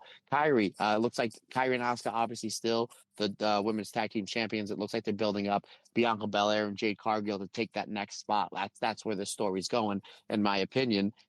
And maybe when they have a big show at the end of the summer, the end of the year, Kairi will be freed up and not be a champion, and they'll have something to do. And then at the same time, Triple H can say, well, maybe I can send some of these NXT talents that really don't have much wrestling experience, that don't have very much TV exposure. I can send them over to Marigold Wrestling, where they'll be in the dojos. They'll be working with the Giulias. They'll be working with the Utamis. They'll be training with the Nanaites. They'll be under the leadership, the tutelage, the know-how of a Rossi and a Fuka. So he can take those talent that he's just not using and send them over here, and it's a win-win for everybody. Do I see like a Becky Lynch doing a 6-month tour, here? No, not at all. But again, Io and Kairi, two of the biggest names in Joshi in the last 10 years. The possibility that we have this, it's looking more and more that it's going to happen. Again, where there's smoke, there's fire. We're connecting the dots. There was the big rumors at the beginning of the year that started with talks with WWE, where it wasn't all true. It wasn't Stardom. It was Rossi. And then you throw on the flip side. Again, this is a Stardom podcast. AEW is clearly working with Stardom. I mean, we've seen it. Forbidden Door is probably going to have Mina and Azumi on it. There's a possibility the big show coming up at the end of the month. And again, we'll get into it later, partner, when we talk about some of these matches that weren't announced for Dream Queendom. There's a possibility we may see some AEW talent on that show as well. So again, how lucky are we as the voice, kind of the American, the English voices of Joshi, that we're both covering Stardom and Marigold Wrestling, and they're going to be paired up with the two biggest wrestling companies in the world, the WWE and AEW. Again, man, we're just lucky to do it. We're glad to be here. And again, the fact that we may get an Io versus Giulia match, an Io versus Utami match is very, very real. And I'm so excited to be able to watch it and to be able to report on it with your partner. Io versus Utami is a match that really intrigues me. I would prefer that, no disrespect, but I would prefer that to Io versus Giulia, simply because this company, especially in the early years, is going to be built around Utami. And rightly so, because Utami is incredible in ring. And the idea of having Utami and Io, a match we didn't get whilst they were in Stardom because they were like ships in the night, I cannot wait. I cannot wait, because pure wrestling, currently in Marigold, nobody touches Utami in terms of pure wrestling. Yes, Giulia might have the star power. She's certainly better in a brawling situation, but in terms of pure wrestling, Utami is the top. And the idea of having her versus Io, honestly, you could put that on at a sumo hall, and I think you would do big numbers just on the back of that match. Sod Yokohama Budokan, which I was on about before, which I love as a venue, by the way. But, if you are able to get Io Shirai and Kairi Hojo in, why not reach for a bigger venue in your first year? That's wild. In their first year. Of course, Matt's already mentioned, we are going to be covering Marigold, especially once they do kick into this tour where it looks like they're going to be doing what looks like 2 shows, even 3 shows a week. So we will be covering that. We wanted to give it, though, its own exposure, the exposure that it deserves, so that every Stardom Cast episode isn't 445 hours long. So basically, what we are going to be doing is a Stardom Cast is going to be staying on a Friday for all of you lovely listeners. Thursday, ad-free if you are on the Patreon. However, under the Stardom Cast umbrella and on the same free feed, we will be starting a brand new podcast as well, the Marigold Standard, where we will be talking all things Marigold. So there will be 2 podcasts now for the price of one. Well, it's free, but you know what I mean. The Marigold Standard will be out every single Monday from the 20th of May. So the first episode of the Marigold Standard will be released, and it will be a review of the Marigold Fields Forever show, which, don't forget, is on the 20th of May and is streaming live on the 20th of May on Wrestle Universe with English and Japanese commentary. Matt, I'm very excited to actually have a promotion where I can actually go, right, the show is on the 17th. I can watch it on the 17th. That is very, very exciting to me. But yes, Marigold Standard coming to you every single Monday from the 20th of May, because, Matt, we apparently don't do enough Joshi coverage on this show. No, we don't do enough. And consider the fact that's the day after my birthday. So, hey, look at that. Yeah. Hey, Marigold, if you're looking for a birthday present, Rob and I would do commentary for that show if you don't have anybody locked down. And we could do it for a fraction of the price as long as you send us those sweet Marigold jumpsuits.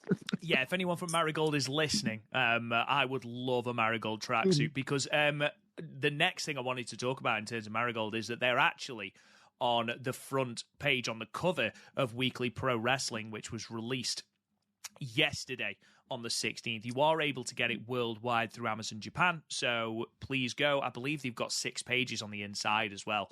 So the cover photo looks incredible.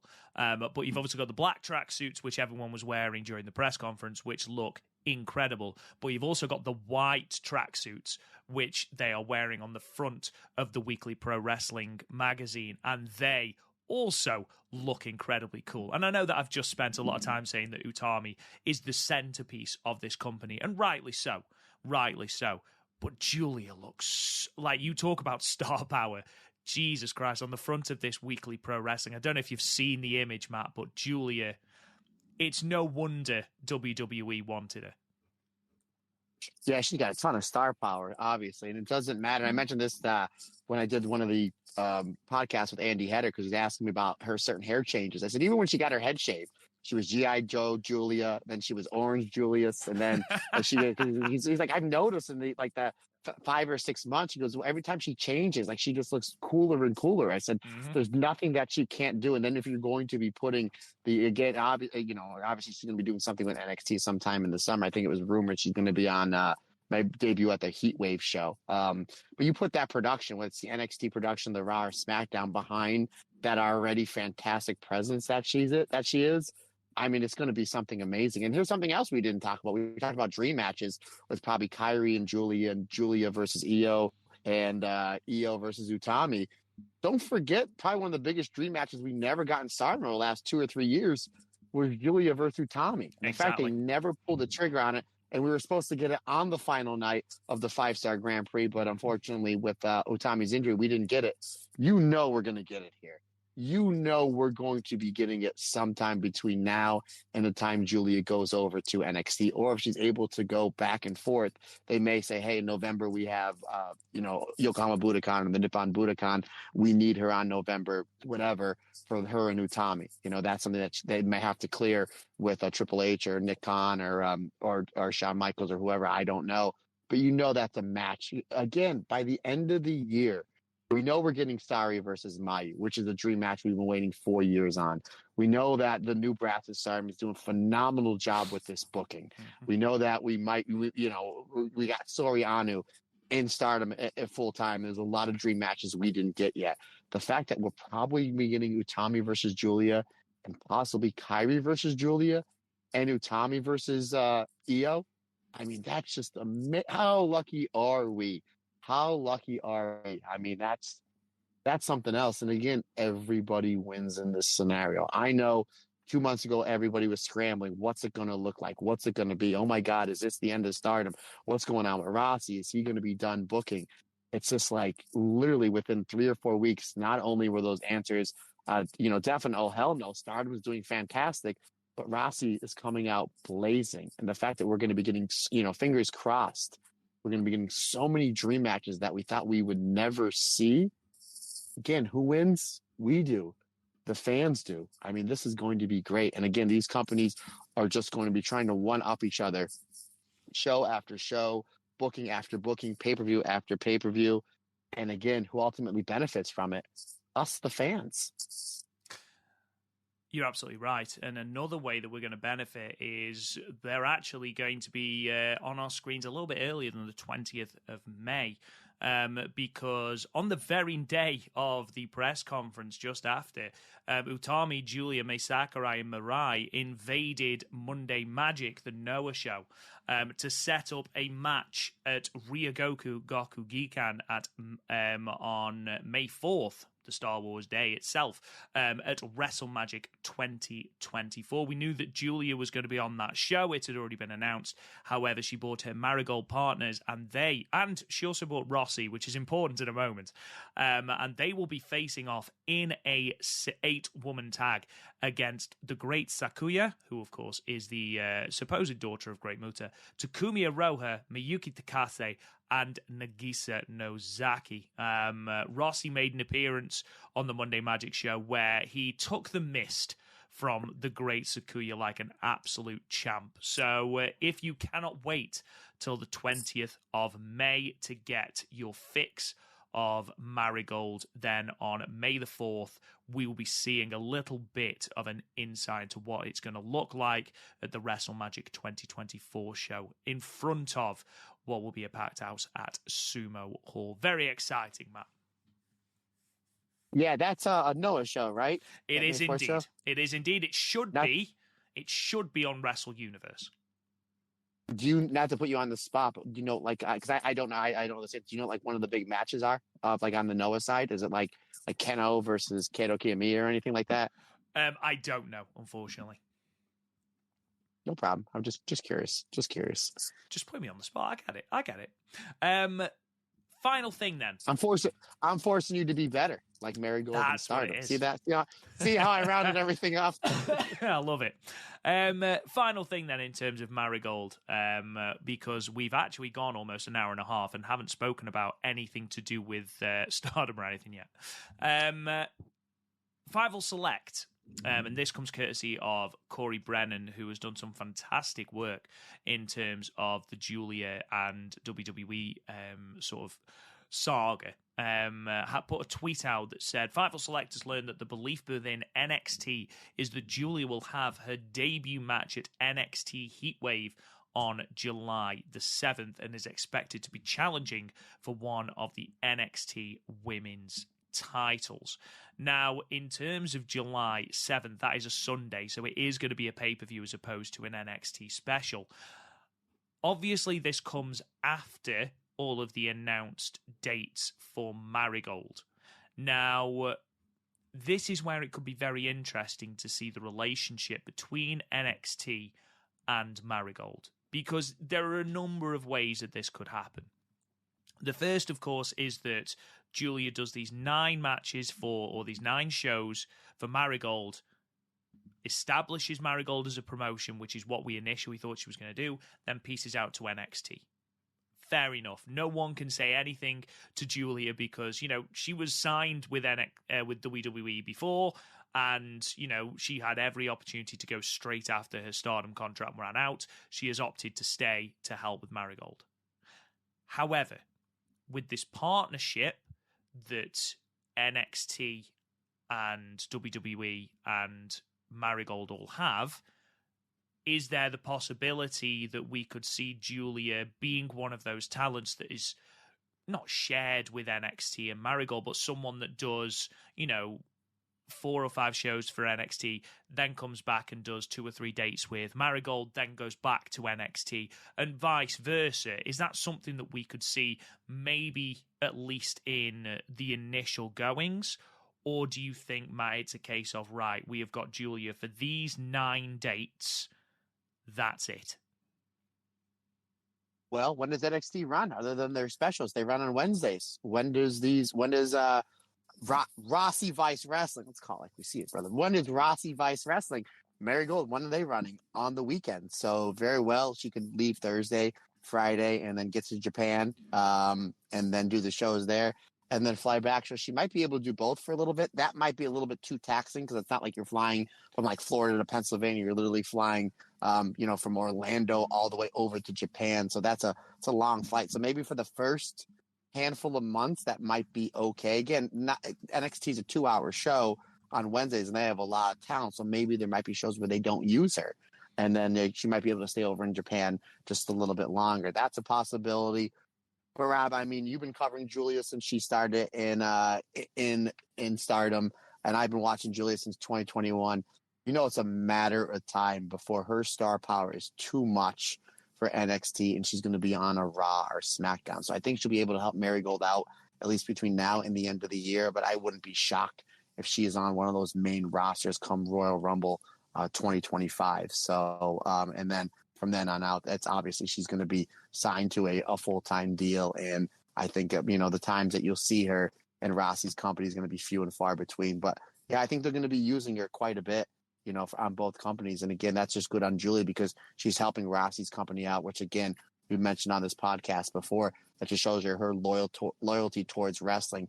And good on, the brass at WWE, because they could very easily say like, no, she's signed to us, we're going to keep her here. But I think you'll be seeing her kind of going back and forth. And then as the year is progressing, as we're getting to the end of the summer, into the fall, and into the holiday months of 2024, that I think it's going to be, you'll only see her on bigger shows. And then again, I don't think you're going to disagree with me. Nobody else is going to disagree with me that probably by the end of this year, beginning of this year, Giulia is going to be on the main roster, and then she'll probably be staying in the States full time. Rossi being with WWE for this entire Mania week, it feels like he's got something cooking underneath that hat. I feel like there's something. However, people have sort of mentioned that Ospreay is, signed full-time to AEW, but he still lives in the UK. And fair play to him, by the way, for doing that. But it's a very different kettle of fish to be going from Japan to Orlando on a regular basis. That's a 15, 16-hour plus flight, and that's not including the time spent in airports between connections. That's incredibly taxing.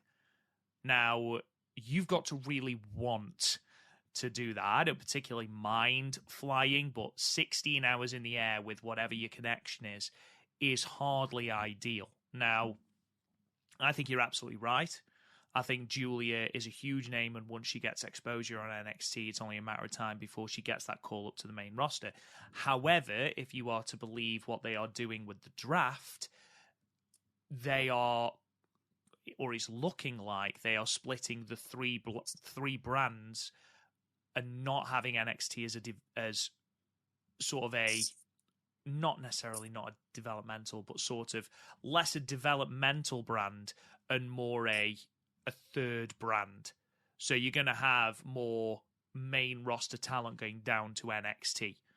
So we'll see, obviously. I think the draft is next week. So we'll see how that pans out, because then if you are going to be having NXT as more of a third brand rather than just your developmental territory, then maybe Giulia can stay in NXT, especially if NXT then has participation on WrestleMania and things like that. I don't know. I just feel like this doesn't feel like your ordinary, right, she's going to WWE. There's something that feels different. Whether that is traveling between the two promotions, as I've just said, 16-hour plus flights with whatever the connection is, you can travel first class. That's still a horrible flight. That's still a long time to be on a flight. So we'll see. I don't know. What we do know is that Giulia is expected to be on that show, NXT Heatwave, on the 7th of July, challenging for one of the NXT women's titles, because obviously announced at NXT Stand and Deliver. Is it Stand and Deliver? Yeah, Stand and Deliver. Yes. It was announced that we will be having a women's North American champion as well. So Giulia will be in that picture, and rightly so. I also believe that she is going to be keeping her name as well, which we know is a huge thing. Right. So, Matt, I think it's probably time we should talk about some Stardom, as this is the Stardom cast itself. Stardom responded to the absolute plethora of Marigold announcements by announcing a press conference to talk about the card for the upcoming All-Star Grand Queendom 2024 show from the Yokohama Buntai. It was alluded to that we would get the full card, which we did not. We got three extra or additional matches. However, a lot of the card is still up for debate, which was slightly disappointing. However, let's start with one huge positive and another installment in the Don't Always Believe What You Read brigade, because Konami is officially back with Stardom in a full-time role, and that begins at All-Star Grand Queendom. Now, first things first, that helps flesh God's Eye out massively, especially with Mirai's departure. Secondly, it is so good to see Konami back in a Stardom ring. Thirdly, I just want to bring up the news we brought to you a couple of weeks ago, where I believe it was a publication called The Cut, was saying that Konami had recently been released from a contract in Tokyo, and that she was signing a contract with Sukiban, because apparently that was absolute nonsense. Because here she is signing full-time with Stardom, and she will be sort of re-debuting at All-Star Grand Queendom alongside Syuri, alongside Amisuri in a 6-woman tag, although we don't know who those opponents are going to be. Matt, I think I speak for both of us when I say I am so happy to see Konami back in Stardom in a full-time capacity. And it was literally only the other day we were talking about, I wonder when Konami is going to come back. In fact, I think it would believe it was at Spark Joshi that when we were talking to her and we saw it, and we were like, oh, I wonder when it is that she's going to be coming back. And here we are. She's back. Yeah, we were watching that match they had with Jetta Stone and Maya World, and again, we mentioned it last week. We were blown away by Maya World and Jetta Stone. Absolutely, we were. Yeah, and you said so many, and again, you're the biggest Mayu fan in the world. But anytime Konami was in the ring and did anything, you must have said 3 or 4 times in that match, like, "Oh, she's so good. Oh, she's so good. I would love to see her back in Stardom full time."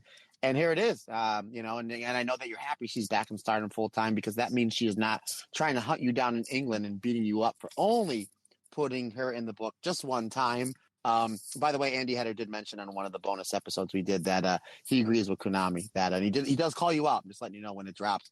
He does call you out. He thinks Konami should have been in your book more than one time. But that gives you a chance to write a sequel, my man. So that's neither here nor there. But yeah, obviously this is great. Me and you were texting back and forth, and you made 2 good points. When I told you, hey, they mentioned Konami, that first thing on the press conference, they mentioned that Konami is back in Stardom full time, and right away you hit 2 really big points. Is she'll probably be in this year's 5-star Grand Prix. She hasn't been in the 5-star Grand Prix since 2021, so that'll be really good. And the fact that there might be a possibility for her in a Shuri tag championship run. Mm-hmm. Is really intriguing, because then you'd get versus Eye Contact versus Wingori. You could have matches with possibly Prominence. We'll talk about with Prominence having a tag title shot here at the end of the week. And then obviously against Crazy Star with Suzu Suzuki and Mei Seira versus Konami and Shuri. I mean, that'll be fantastic. Yeah, how can I forget FWC? There's a lot of really good possibilities. Again, we don't know the Innova sisters. We mention every now and again that where do these 2 fall? 2 wrestlers that we would love to see in either promotion. Can you imagine the Innova sisters versus Konami and Shuri? That would be absolutely fantastic versus any, the members of EXV, a Xena and a Mina Shirakawa, or a Xena and a Micah. I mean, the possibilities are really endless for them having a proper Artist of Stardom championship run. Had Mirai not left to go to Rossi Vice Wrestling, Marigold Wrestling, would they still be Artist of Stardom champions? That's a possibility. It might be something where they can pivot and go back, just replacing Konami with Mirai. I think it's a perfect fit. I think it's fantastic. I do want to make mention how Sunday, me and you were texting back and forth, and we were saying, boy, tomorrow's the Rossi's press conference. I wonder what's going to happen, and we kind of had our suspicions what was going to happen. And I did make mention, I said, don't be surprised, buddy, in 24 to 48 hours that Stardom has a press conference. Because I think what they're going to try to do is they're going to let them have their day, and then Stardom is going to have a press conference. I think that's what's going to happen. They're going to try to keep one-upping each other. Sure enough, about an hour after the press conference ended, Stardom announced we were going to be having a press conference to talk about what's going to be happening at All-Star Grand Queendom. And I messaged you. I said, see, I told you this was going to happen. And you did ask me, did somebody tip you off? And I mentioned to Rob, I said, yes, Rob, me and Tam were talking about it over breakfast. Totally kidding. That didn't happen. But I made mention, like, this really is the Monday Night Wars.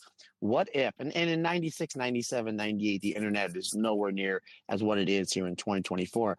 But if this was Vince and Eric Bischoff, and they were very big on like how Japanese does press conferences, which they're really not that big on the States, and the internet was what it is, it's exactly what they'd be doing. If Eric Bischoff had a big press conference to mention that they're bringing in Hulk Hogan, then Vince McMahon would have a big press conference to mention, 24 hours later that they're bringing in Mike Tyson. This is exactly what they were going to do. And sure enough, we're getting it literally every day when, we're just getting our work days going because of the Japanese time. It always seems like there's big announcements happening. So, and then Konami, them starting off with the return of Konami, who we're both big fans of. I think that's absolutely fantastic. And I'm super excited to see what she's going to do in Stardom with this roster, because it is a little bit different, and a lot of the wrestlers have improved from when she was in Stardom full time, 3 years ago. Yeah, agreed. Moving on then from Konami, we had most of the upper part of the card announced for Dream Grand Queendom, sorry. As I've already mentioned, Konami's Chiori and Amisori versus 3 mystery partners. Rina defending that Future of Stardom Championship versus Sayaka Kurora. Don't be surprised if Rina holds onto that belt and breaks Utami's record. We have also got a tag match. Aja Kong and Kaoru Ito, who you might remember as Zap from last year, versus Melty Tamnakano and Natsupoi. IWGP Women's Championship, Mai Iwatani, the champion, the third IWGP Women's Champion, irrelevant of whether she seems to think she's the fourth, versus Sari, Wonder of Stardom Championship match, Saori Anou versus the 2024 Cinderella tournament winner, Hanan, and then in your main event, the World of Stardom Championship, Maika defending the belt for the fifth time against Momo Watanabe. That has been proposed to be a best-of-3 match, with the first fall being hardcore, the second one being a 10 count only, and the third fall being a normal rule. So effectively, what we have got is the 3 stages of hell match between Triple H and Stone Cold Steve Austin in the main event. Now, there's a couple of things to take away from this. Before we go into the actual press conference itself, the fact that we've got Aja Kong on an actual Stardom show, which is wild to think in 2024. There's a significant missing talent on this. And we talked about this before. We talked about that it was a bit of a flat press conference in the fact that we are still waiting for so much more. And I think you're right, Matt. I think you mentioned to me that the tag match is dependent on the title match that we have on Sunday. I completely agree with you. I think Crazy Star will retain in that match. We'll talk about their opponents shortly. And it will be FWC that challenge. However, currently we are still missing Mina Shirakawa, Azumi, Saya Kamatani, Hazuki, Koguma, amongst a whole host of others that are missing on this card. Where do we go with that? Okay, will there be AEW participation on this show? My issue, and I know that the latest booking committee on Stardom have knocked it out of the park, so to speak, with their cards recently. I think every card has been really, really good. They've done a fantastic job considering they've never booked a company before. I think they've done really, really well. However, we are, as it stands at the moment, as we record, 10 days away from the biggest show of the year for Stardom.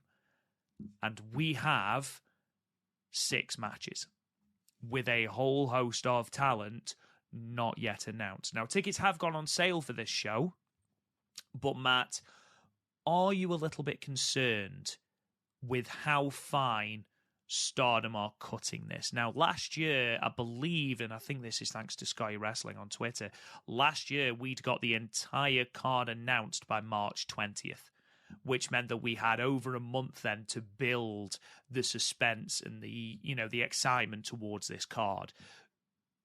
Obviously, we haven't had the announcement today. I wonder if it will be Sunday. However, that's just 6 days away from this show. Basically, what I'm asking is, are Stardom playing a dangerous game in terms of ticket sales, or do you think on the matches that we already have, that's enough to draw a big crowd into the Yokohama Buntai next Saturday? First things first, buddy, I hate to correct you, but per the We Are Stardom account, the Momo versus Micah match, the first fall is regular pinfall or submission. Right. Okay. The second fall is hardcore rules, and the third fall is last woman standing, which should be interesting considering the fact they've never done anything like that before. But at the same time, you have 2 wrestlers that can carry those styles. It's not like an Azumi versus Starlight Kid in a hardcore match. You have 2 hard hitters. But anywho, to answer your question, sure, I understand a lot of people's concern. The fact that, okay, we're going to have this press conference 24 hours after this huge, press conference that we just talked about for an hour and a half, my friend, that absolutely blew the doors off the wrestling world over in Japan. And so we're like, okay, here comes the counterpunch. Here's where we're going to get a whole bunch of really cool stuff. And we really just got kind of, obviously the Konami stuff is great. The fact that we're getting Aja Kong in a Stardom ring for the first time in ever, and it's in a big venue, and the fact that she's a legend from that golden era Joshi in the 90s that can still go And the fact that she can still go, we weren't sure if she could or couldn't, but we were proven firsthand when we were at the Spark Joshi show. And the fact that this angle for this big match happened at that Spark Joshi show, I think that's really, really cool. Do I think that Stardom has some aces up their sleeve? I do. I mean, look how well the Cinderella tournament is booked. Look how well the booking has been since the new brass has taken over. I don't think that if they weren't going to book their biggest show of the year, that they didn't have any aces up their sleeve. I think there's going to be AEW involvement on the show. I really, really do. We've seen, Izumi's basically buddies with Anna Jay. So that's a possibility of a tag match maybe there. There's also possibility because this Sunday, there is a pay-per-view AEW Dynasty, which we do have Toni Storm defending the women's AEW World Women's Championship against Thunder Rosa.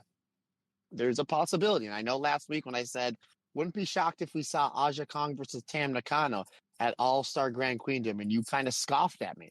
So I'm going to, the fact that I was right there, I'm going to hedge my bets, my friend. We were there in Philadelphia where Toni Storm took the AEW Championship and put it right in Mina Shirakawa's face and said the forbidden door is always open. Now, can AEW keep this angle hot until the end of June where they do it at Forbidden Door in New York?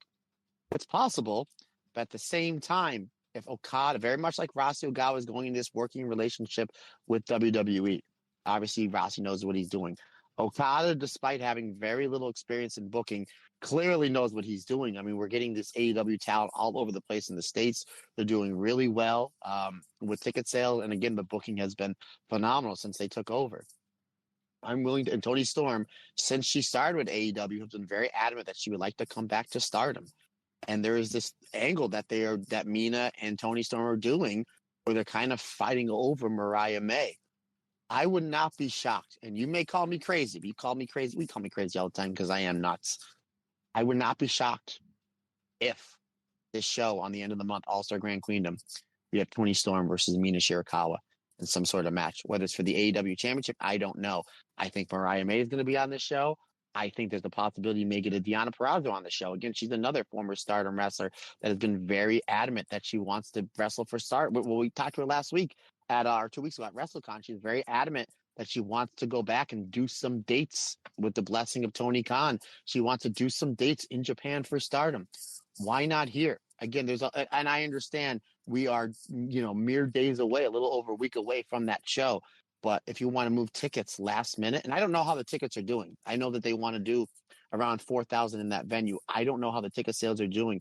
But if you want to add some tickets, have Deonna go over, have Toni Storm go over, have Anna Jay, go over, regardless of whether you think current Anna Jay can hang in current day Stardom. She's a TV star. She's been on TV for roughly 2 years. And I understand they're not doing 8 million viewers or whatever, but they're doing 500,000 viewers. She's somebody that can draw eyes, the American public that can draw eyes to Stardom. So I think that, so where does all this play? I don't know. But I think over the next couple of days, again, you mentioned there's no match for Saya Kamatani. Starlight Kid, do we have a Spark Joshi championship match at this show? Why not? Why not? It's just another championship match to put on this show that's going to highlight Starlight Kid in a singles match. And you're putting a championship on the line. And it's going to help the Spark Joshi promotion, which it clearly looks like they're helping out. So again, I'm not panicking. At the same time, Rob, if these were the only 6 matches we had for this show, and I said, Rob, we can go to the show for $60. Would you pay $60 to see this show if these were the only 6 matches that are on there?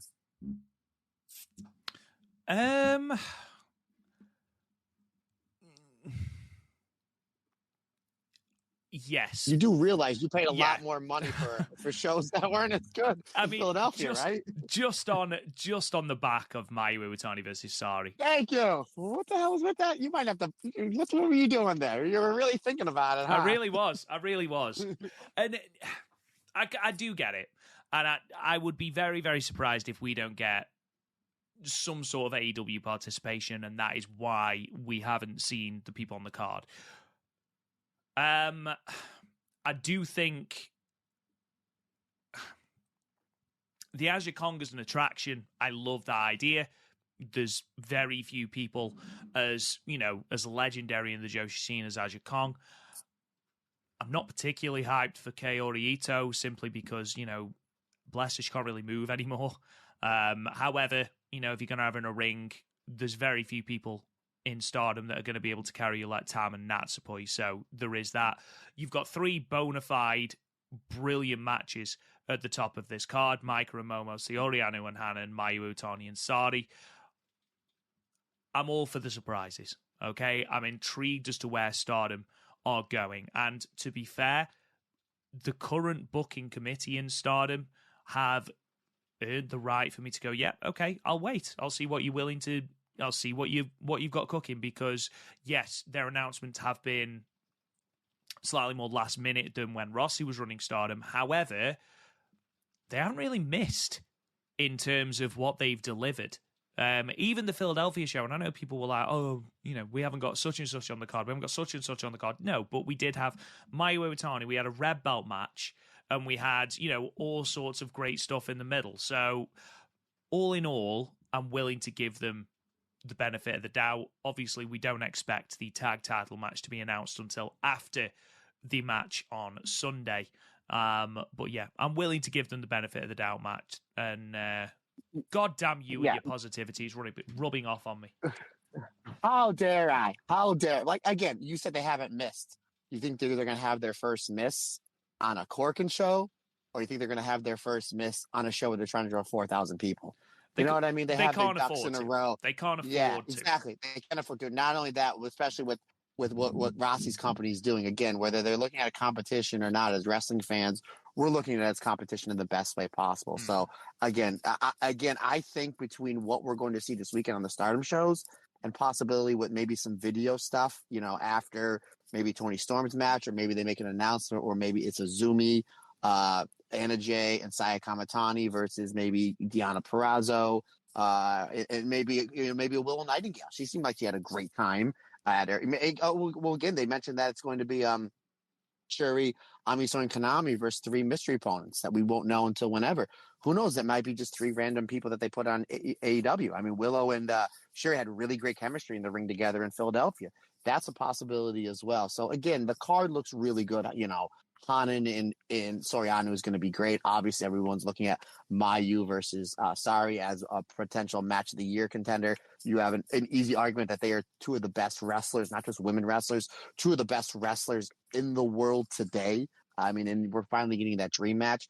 And then we have something very interesting with, and I want to touch upon this, because I know there was some people that were upset that this Mike and Momo match is now 2 out of 3 falls and kind of, again, 3 stages of hell. And I see people's opinion, and I get that, and I respect that, and I see your concern. And I'm very much, Rob, a traditionalist. Again, I like the cage matches and the ladder matches at times if it makes sense. Again, this is your biggest show of the year. It's probably the show you're probably going to draw the most fans in. And your red belt match, I would love for it to be a one-on-one match. Again, I'm a very traditional type person. I'm very easy to please. But the fact that we saw Micah versus Momo twice last year in straight-up singles matches, one at the 5-star and one of the finals of the tournament, where the winner goes on to wrestle Suzu Suzuki for the vacant World of Stardom Championship. Now, I understand it's a different match because we have a championship on the line, and it's the most important belt, in my opinion, of all of wrestling, the red belt, the World of Stardom Championship. But it's like, maybe they want to do something different. So again, the first match is a regular match, pinfall or submission. You know it's going to be great. These 2 don't miss. Momo Watanabe is phenomenal. One of the best wrestlers in the history of this company, and she's been firing on all cylinders since the start of the 5-star Grand Prix as this phenomenal heel that only cheats a little bit when she needs to, but has great matches. Micah, since the 5-star Grand Prix up until now, has been doing the best work of her career. The tournament where she, Amisori and Momo in Korakuen Hall, where she got over like $1 million. The match with Suzu where she won the belt. The match with Saya Kamatani at the anniversary show. The match with Utami, and one of the best performances of her career at the Cinderella finals, has been terrific. So that singles matches are going to be good. Then we go to fall number 2, hardcore match. Momo Watanabe has been doing, a lot of, she can do some of the cheating and do it in front of the ref and not get disqualified. So now there's that layer of where I don't have to pull the ref to cheat, where she might and fall on that may cost her. And Micah is a hard hitter as well. you know that they're going to be brawling all over the building. You know there's going to be suplexes into the crowd. There's going to be suplexes on the apron. And then we go to that final fall, last women standing. And Rob, you would know better than me, but I don't think there's ever been a last women standing match in the 13-year history of Stardom. So now you're doing something new that has proven that draws money over here in the States. Again, I understand people's, reaction where like, really, this isn't a straight up one fall match.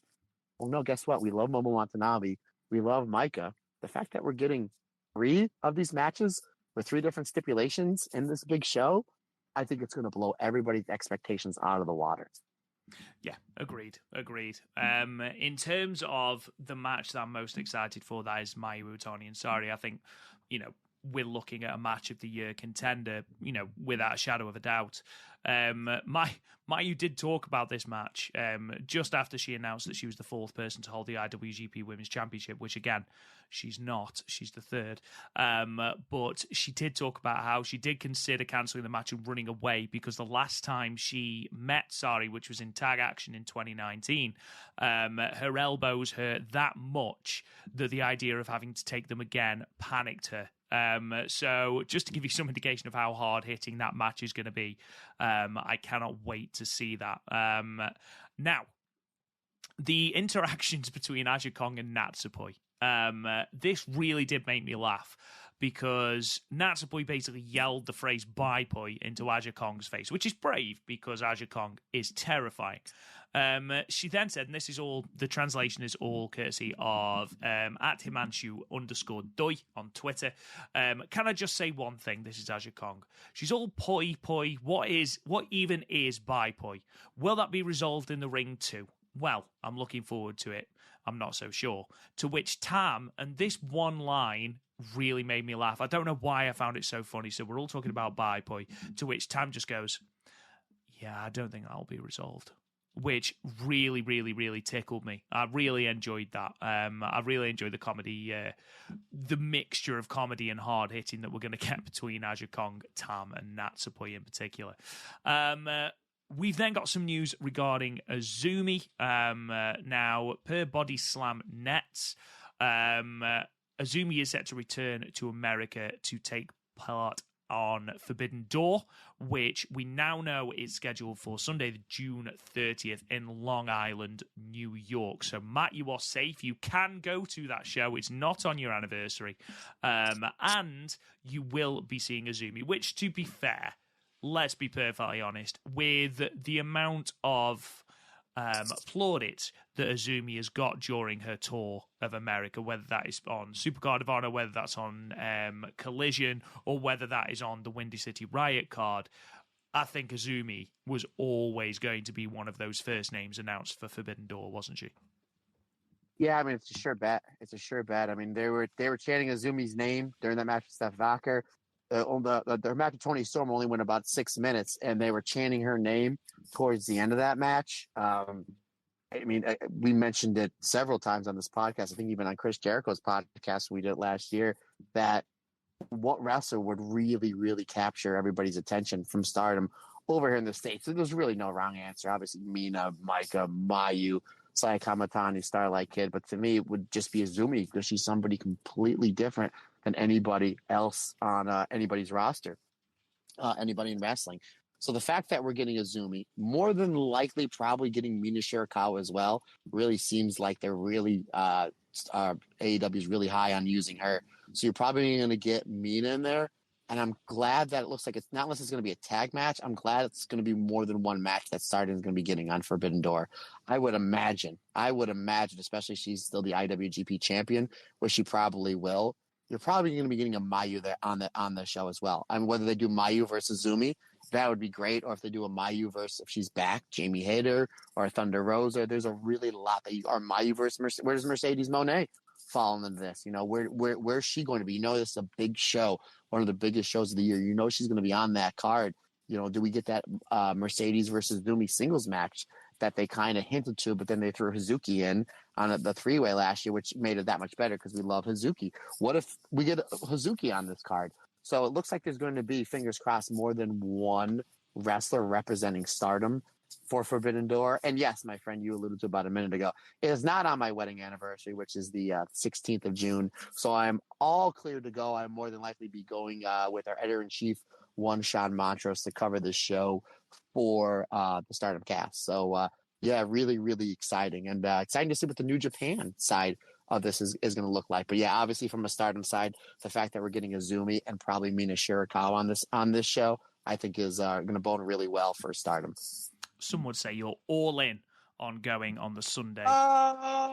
Look at that. I'm going to have a revolution. Oh, look at that, honestly.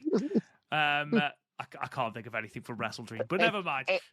It's my destiny to go to the show.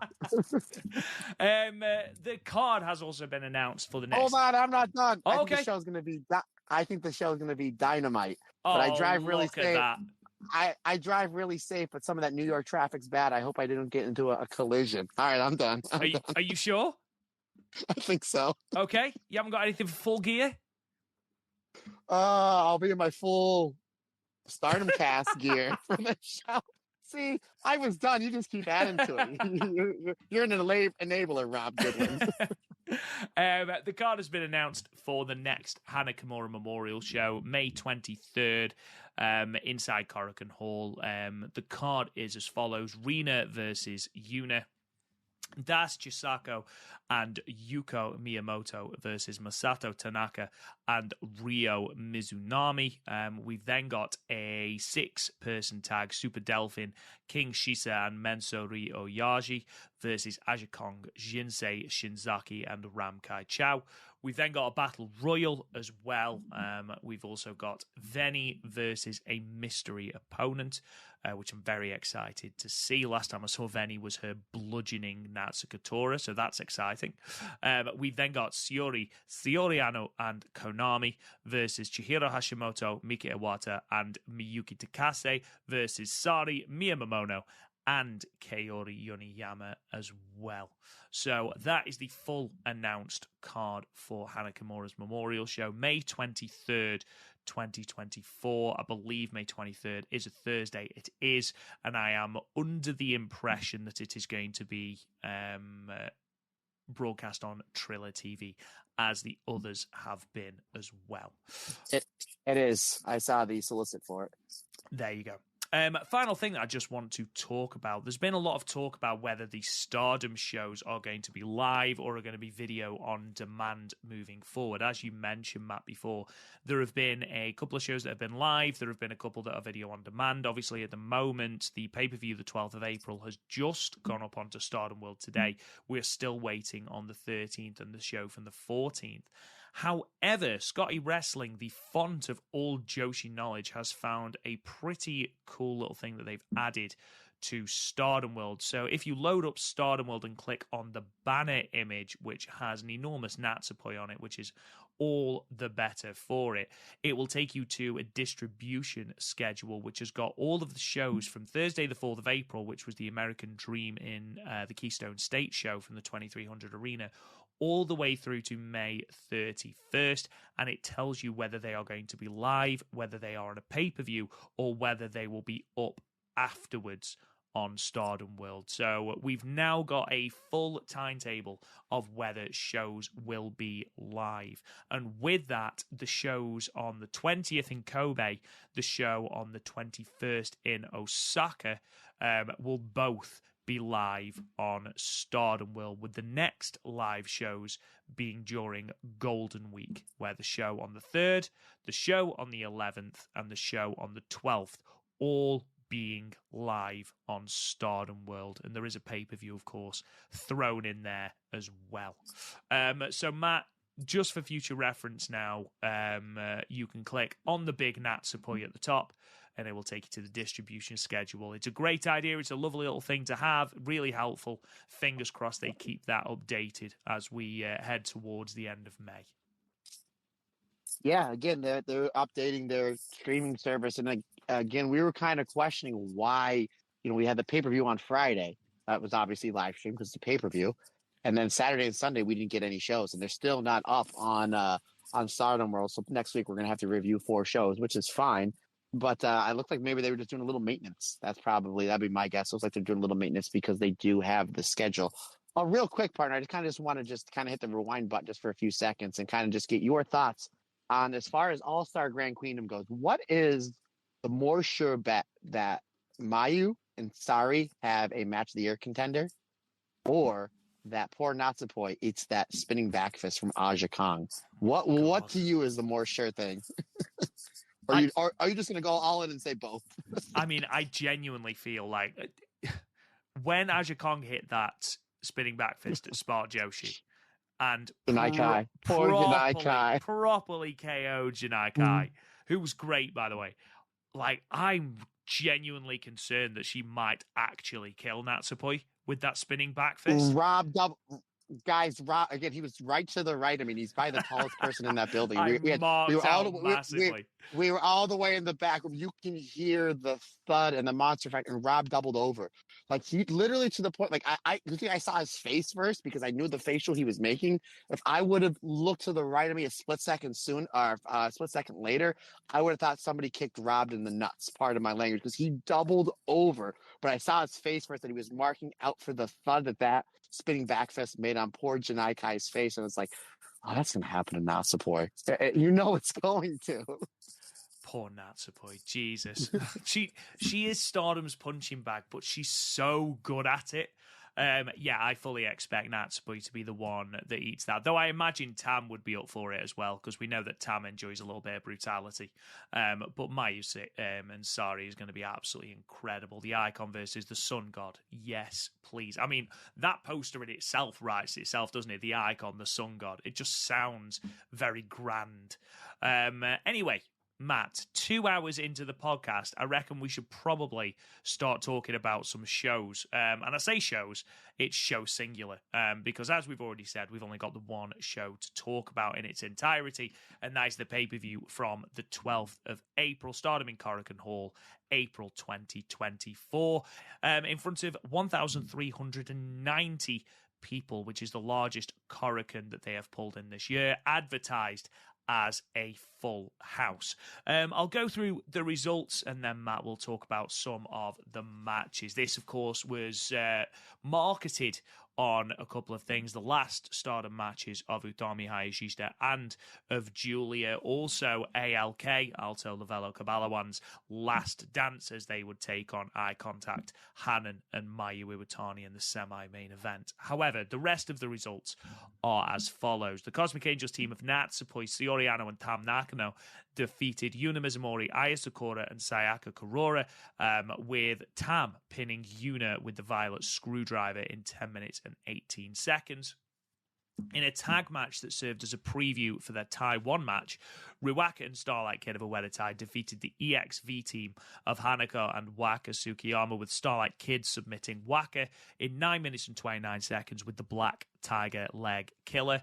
In a three-way tag match, the Stars team of Koguma and Momokogo defeated the God's Eye team of Rani Yagami and the low-speed champion Saki Kashima, and the Queen's Quest team of Lady C and Miyu Amasaki in 5 minutes and 53 seconds. Koguma rolling up Rani Yagami with the Guma roll.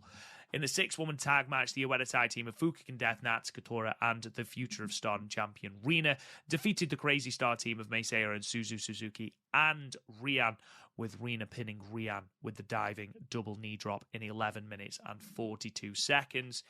In what was one of my favourite matches on the card, if not my favourite match on the card, a four-way match, Momo Watanabe defeated Amisori, Hazuki, and Xena, pinning Amisori in 8 minutes and 4 seconds with the Peach Sunrise.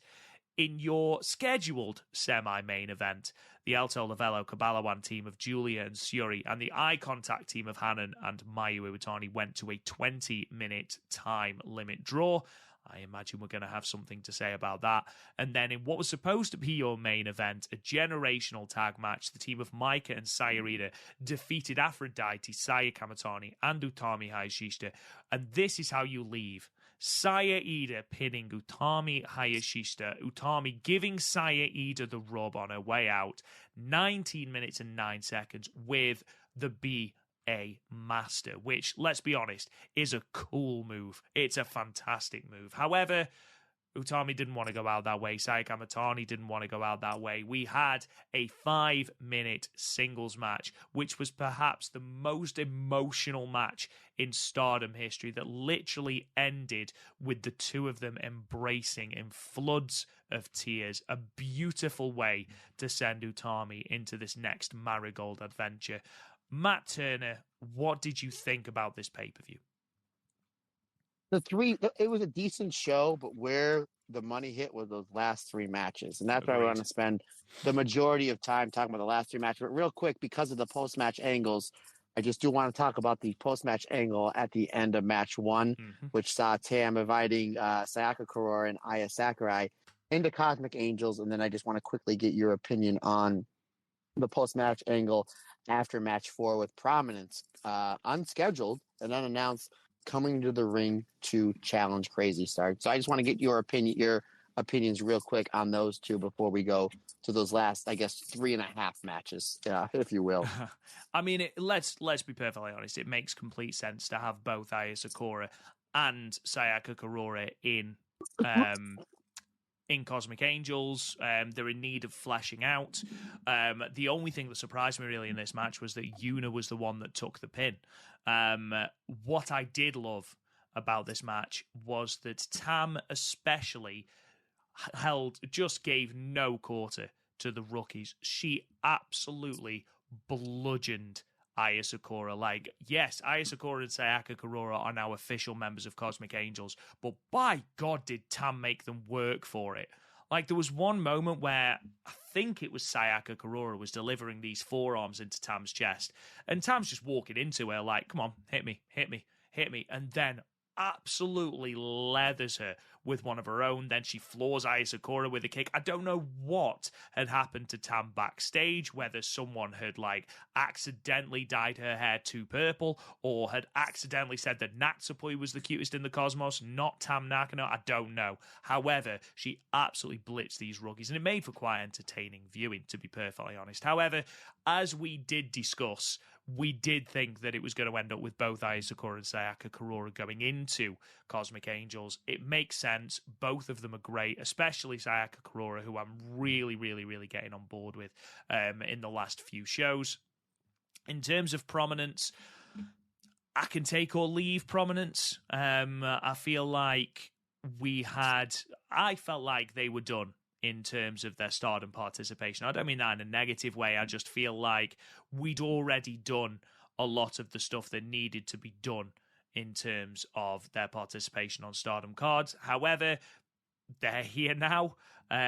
We saw all 4 of the remaining members come out to challenge Crazy Star for the tag titles. That's going to be happening in Osaka. And by the 4 remaining members, of course, I mean Arisa and Nase.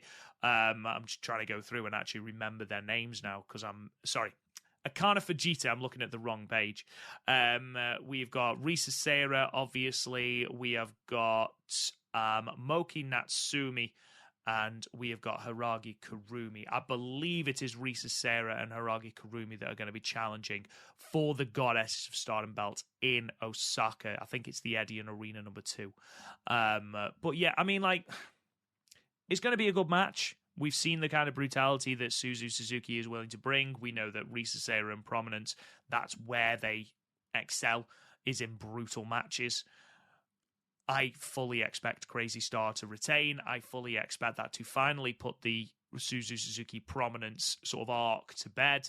And I fully expect then Fukuoka Double Crazy to come out and challenge Crazy Star for the All-Star Grand Queendom card. What about you?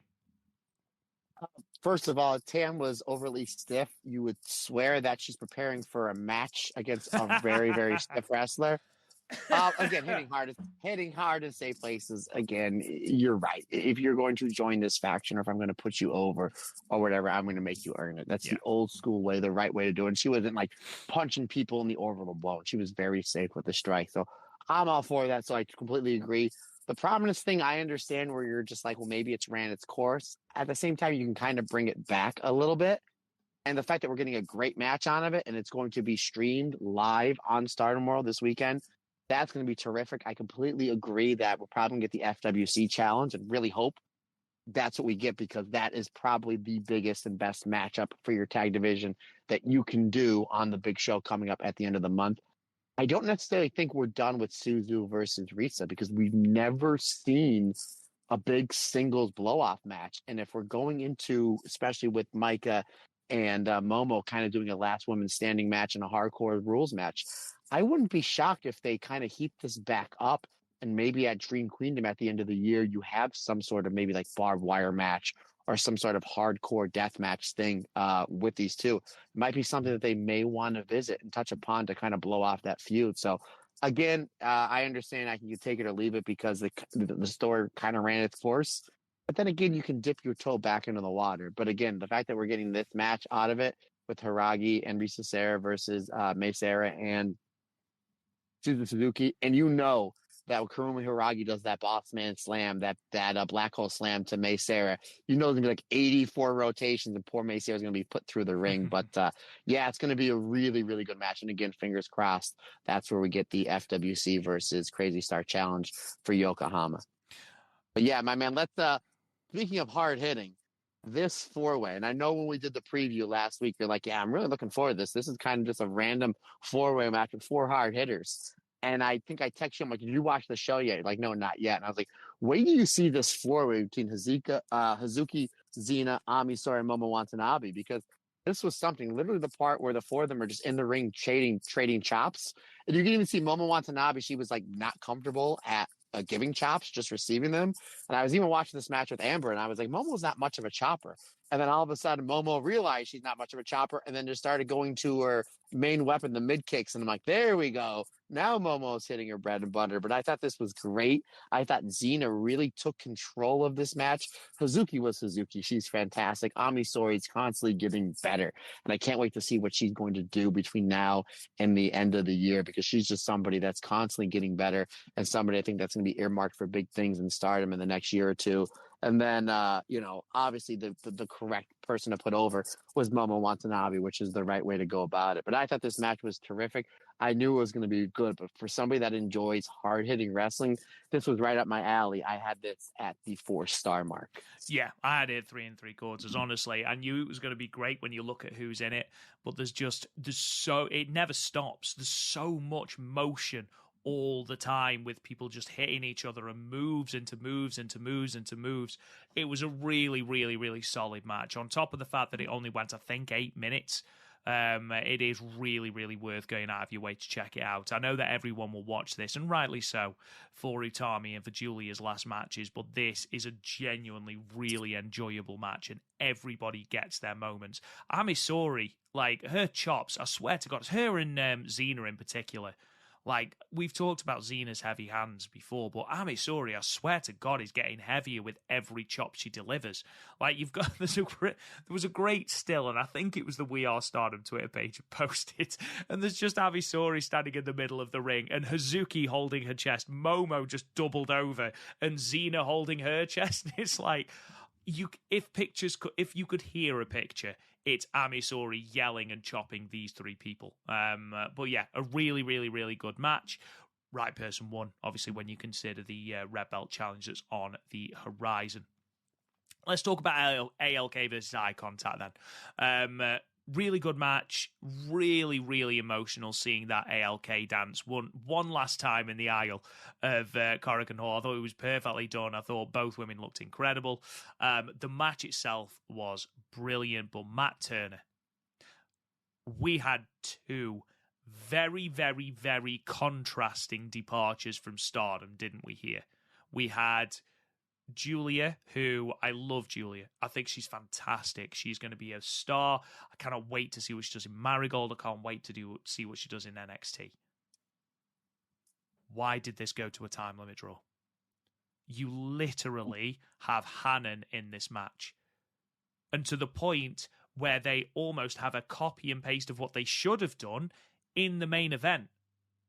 Because you had, of all the people in this match, Saya Iida pinning Utami. And I know that, they've teamed together before. I know that they're close. And I know that obviously there's the golden generation that we are talking about in that match. I get that. But if you imagine the rub of Hanan pinning Giulia, especially ahead of the fact that she's got her biggest match of her career in 10 days' time. Is Giulia impacted by taking one loss on a way out here? I don't think so, personally. Especially when you consider that Giulia, I think, has been pinned once this entire year. And we know that she's been leaving since, almost the start of the year? Probably late January? Yep. And the only person that she's put over is Stephanie Vaca. Like, I love Giulia, and I will continue to love Giulia. I do love Giulia, as her promos go. But this was the wrong result. Don't get me wrong, we got 20 minutes of a great match out of it. I'm not complaining about that. But I don't see why this match needed to go to a time limit draw, and why they couldn't have given this. Hanan has been perfecting that roll-up. Why not have Hanan surprise roll Giulia up with the 17? We've seen Giulia being susceptible to this in the 5-star. She lost in a minute to Azumi. Like, it's not like it's out of the realms of possibility. And I feel like Hanan would have gotten so much more out of this by pinning Giulia in her final match. Ultimately, a really good match. Like, Mayu and Giulia always bring the fire whenever they face off with each other. Hanan, far from feeling like the lesser of the 4 main eventers, felt like she thoroughly belonged in that match, which speaks volumes to her improvements as she's continued to grow. But am I crazy? Or should Hanan have won this match? You are crazy, Rob. I mean, you hang out with me for hours on doing a podcast and decided to go to Philadelphia. So you are crazy for that. Yes. But no, to answer your question from a minute ago, if Giulia got pinned, would she have lost anything? Let me ask you this. Utami putting Micah over twice, Saya Iida over, Momo Watanabe over. Did she lose anything? No, not at all. So what would have happened here if Giulia got pinned? Again, I don't know what the booking's going on. Is Giulia going, that doesn't work for me, brother? Probably not. Again, I don't know what the booking is here. It does, I know a lot of people are like, how come she didn't put Suzu over or didn't put Micah over, or everything is going to the time limit draw? The Suzu one was really, really bizarre. The Suzu one is the weirdest one for me. Absolutely. Absolutely. It's almost like Rossi left the company and was like, said to Giulia, be like, hey, since I'm not here to do time limit draws, you're here to do time limit draws. Maybe that's what it is. Maybe he passed the hat, so to speak, to Giulia to keep up the time limit draws. That's the only thing I could think of, because what's one of the many things we loved about this year's I pop rap really good, folks. I think he needs a breather. What's one of the many things that we loved about the Cinderella tournament? Nothing went to a draw. Not a lot of these matches are going to draws, except for Giulia's. All of her matches are going to draws. The Giulia, when we mentioned how great Mayu is all the time, but how great her matches with Io were, with Kairi, with Momo Watanabe, Utami. We forget to put in how Kagetsu. We forget how great her matches with Giulia are. In the 5-star Grand Prix in 2020, 2021, and 2022. Then they had that 30-minute time limit draw at the beginning of 2021 that eventually the two of them wind up qualifying for title shots on the same weekend up against Shuri. Giulia and Mayu is a feud that does not get enough love, just because of Giulia has, the big feud with Shuri and the big feud with Tam and everything that Mayu's doing. Like, we don't talk about how great they are as a pair, and they were terrific here. And then Mayu and Shuri, again, great matches at World Climax. And, as we're standing here, as we're doing this podcast on the 16th of April, the best wrestling match I've seen in all of wrestling is that Mayu and Shuri match from the 4th of January. They had great chemistry. Hanan, who again is one of the hottest stars in Stardom right now, coming off that Cinderella win, and has a big Wonder of Stardom championship match coming up with Saori Anu at the Yokohama Buntai show at All-Star Grand Queendom.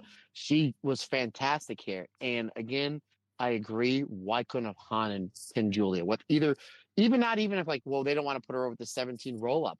Why don't you do Mayu hits the dragon suplex, Hanan hits the backdrop driver, Mayu hits the moonsault, and then Hanan hits the Hanan special, where you just bomb Giulia with 4 or 5 finishes. You can do it that way. So I see your point, but Rob, I got to be the positive person I am.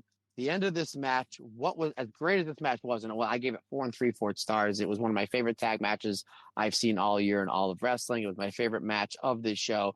What is the final thing you see? Is that you see Hanan escaping the Northern Lights bomb for the 17 roll-up, and then hits this insane high angle Rich Cluss backdrop driver on Giulia. So yes, do I think Hana should have went over on Giulia? Absolutely. At the same time, the last three things you see is Hana escaping Giulia's big finisher to get a roll up for 2.999 count and then properly dropping Giulia. And kudos to Giulia because she took it right on her head, dropping Giulia right on her head as the time expires. So again, even though it went to a time limit draw, the last vision you see of this match before the bell rings is Hana absolutely destroying Giulia with that insane wrist clutch backdrop driver. Hana probably the MVP and gets the most out of this match. Again, phenomenal match. But yeah, I agree with you that Hana shouldn't have got over Giulia. But at the same time, even though it went to a time limit draw, she kind of did get over Giulia by dropping her right on her head for the finish. Oh, yeah, it was a brutal finish. It was great. And again, it was just more proof that Hanan is where she belongs in that main event scene, which I'm more than happy to see because she is, similar to how Victoria Yuzuki is very keen on being the future ace of Marigold. I perfectly see Hanan being the counter of that and being the future ace of Stardom alongside your Razumis, alongside your Starlight Kids. Again, it's such an exciting time in Joshi wrestling when you think about it. And then, of course, Micah and Saya Iida defeating Aphrodite. I loved ALK versus Eye Contact. Thought it was a great match with the wrong finish. This was a great match that I loved with the perfect finish. None of us would have minded had Utami put the red belt champion over again. We almost expected it. However, to give Saya Iida the rub, when you consider that the next show as well, Wingori defeated Meltier in the main event. Saya Iida is getting so much fire behind her, and rightly so, because she is another one. 7 weeks, 8 weeks ago, if you'd have said this was a tag match, you'd have been saying, oh, one of these things is not like the other. However, here, again, Saya Iida proved that she belonged in this conversation, that she's not just an afterthought in this golden generation. And actually, she was the glue of this match to a certain extent, and then that be a master move. Like, I don't know if it's just the way Utami took it, or it's the way that, Saya Iida is just so powerful. Like, the way that she's able to hoist Utami into the air and, perfect that move on someone who is so considerably taller than her. Just everything came together to make a perfect match. I loved this main event. I thought it was perfect. I thought it was flawlessly executed. Every single woman got chance to get their licks in. Everyone got chance to say goodbye to Utami. Brilliantly done, Matt. Yeah, I gotta start anytime match starts with this, I gotta put it over. Match starts with a big lockup with Utami and Micah. Yep. So I'll always put over a big lockup. Obviously, all four of these ladies have great chemistry together. But again, yeah, you have former champion Utami Hayashishita, current champion in Micah, Saya Kamatani, the greatest Wonder of Stardom champion of all time, won the 2021 Cinderella tournament, probably earmarked to win this year's 5-star Grand Prix, and probably sooner than later is going to have a great run with the World of Stardom Championship. But Saya Iida gets over here the most. Not only with the match, the match is great. Obviously, you have classic Aphrodite teamwork. Micah and Saya Iida, they work very well together. Even though a lot of the stuff, the psychology was really simple. A lot of the stuff was anytime Mike and Saya Iida got a little bit of advantage, since Saya and Utami are the more seasoned team. Again, two-time Goddess of Stardom tag team champions, made it to the finals of the 2022 Goddess of Stardom Tag League, that they would go, anytime one of them got in trouble, other one would save, and then we'd see some teamwork. So not only did Saya Iida get the win here, but Saya Iida ate a lot of Utami's big offense and was able to come back. And again, it'd be one thing, if you would have told me, Saya Iida got the fall on Utami, I would have thought that she either picked up the scraps from what Micah did to her, or she pinned her with a flash roll up like the Iidabashi. No, she didn't. Utami properly put her over. And they did the Doomsday shoulder tackle spot, which I thought was great, because Micah and Megan Vane as Divine Kingdom would do the Road Warrior Doomsday clothesline. And then here because Saya Iida throws shoulder tackles, so they just had Saya Iida do a shoulder tackle. So Utami in her last Stardom match takes that big bump off Micah's shoulders, putting over Saya Iida's shoulder tackle. And then as Utami gets up, Saya hits her with this crazy clothesline, and then Utami takes the bump on her neck again to put over the clothesline and put over the move. And then she hits it very much looks like the Muscle Buster, the BA Master, for a clean win in the middle of the ring. Clearly, Robin, correct me if I'm wrong, this has got to be the biggest win of Saya Iida's career, to not only defeat Utami, not only to win the main event of a pay-per-view at Korakuen Hall, and Utami's last match. I the 5-minute little sprint with Saya Kamatani was just the bonus. But Utami's last match in Stardom. And for Saya Iida to have her hand raised and all that, it's got to be the biggest win of her career, right? Oh, God, yeah. Without a shadow of a doubt. Like, I don't think she's pinned many more main event talent than Utami. And to do it in this sort of atmosphere, easily the biggest win of Saya Iida's career. And it really, hopefully, goes to show what the current booking in Stardom thinks of Saya Iida. Now, if this doesn't go anywhere and she ends up being, usurped in the 5-star Grand Prix, then I'll be extremely disappointed. However, if this is sort of the spark to light the fire behind Saya Iida, and we start to see, these brilliant singles matches that we know she's capable of, challenging for those main event titles, not winning them, but certainly challenging and giving a good account of herself, then this is perfect, Matt.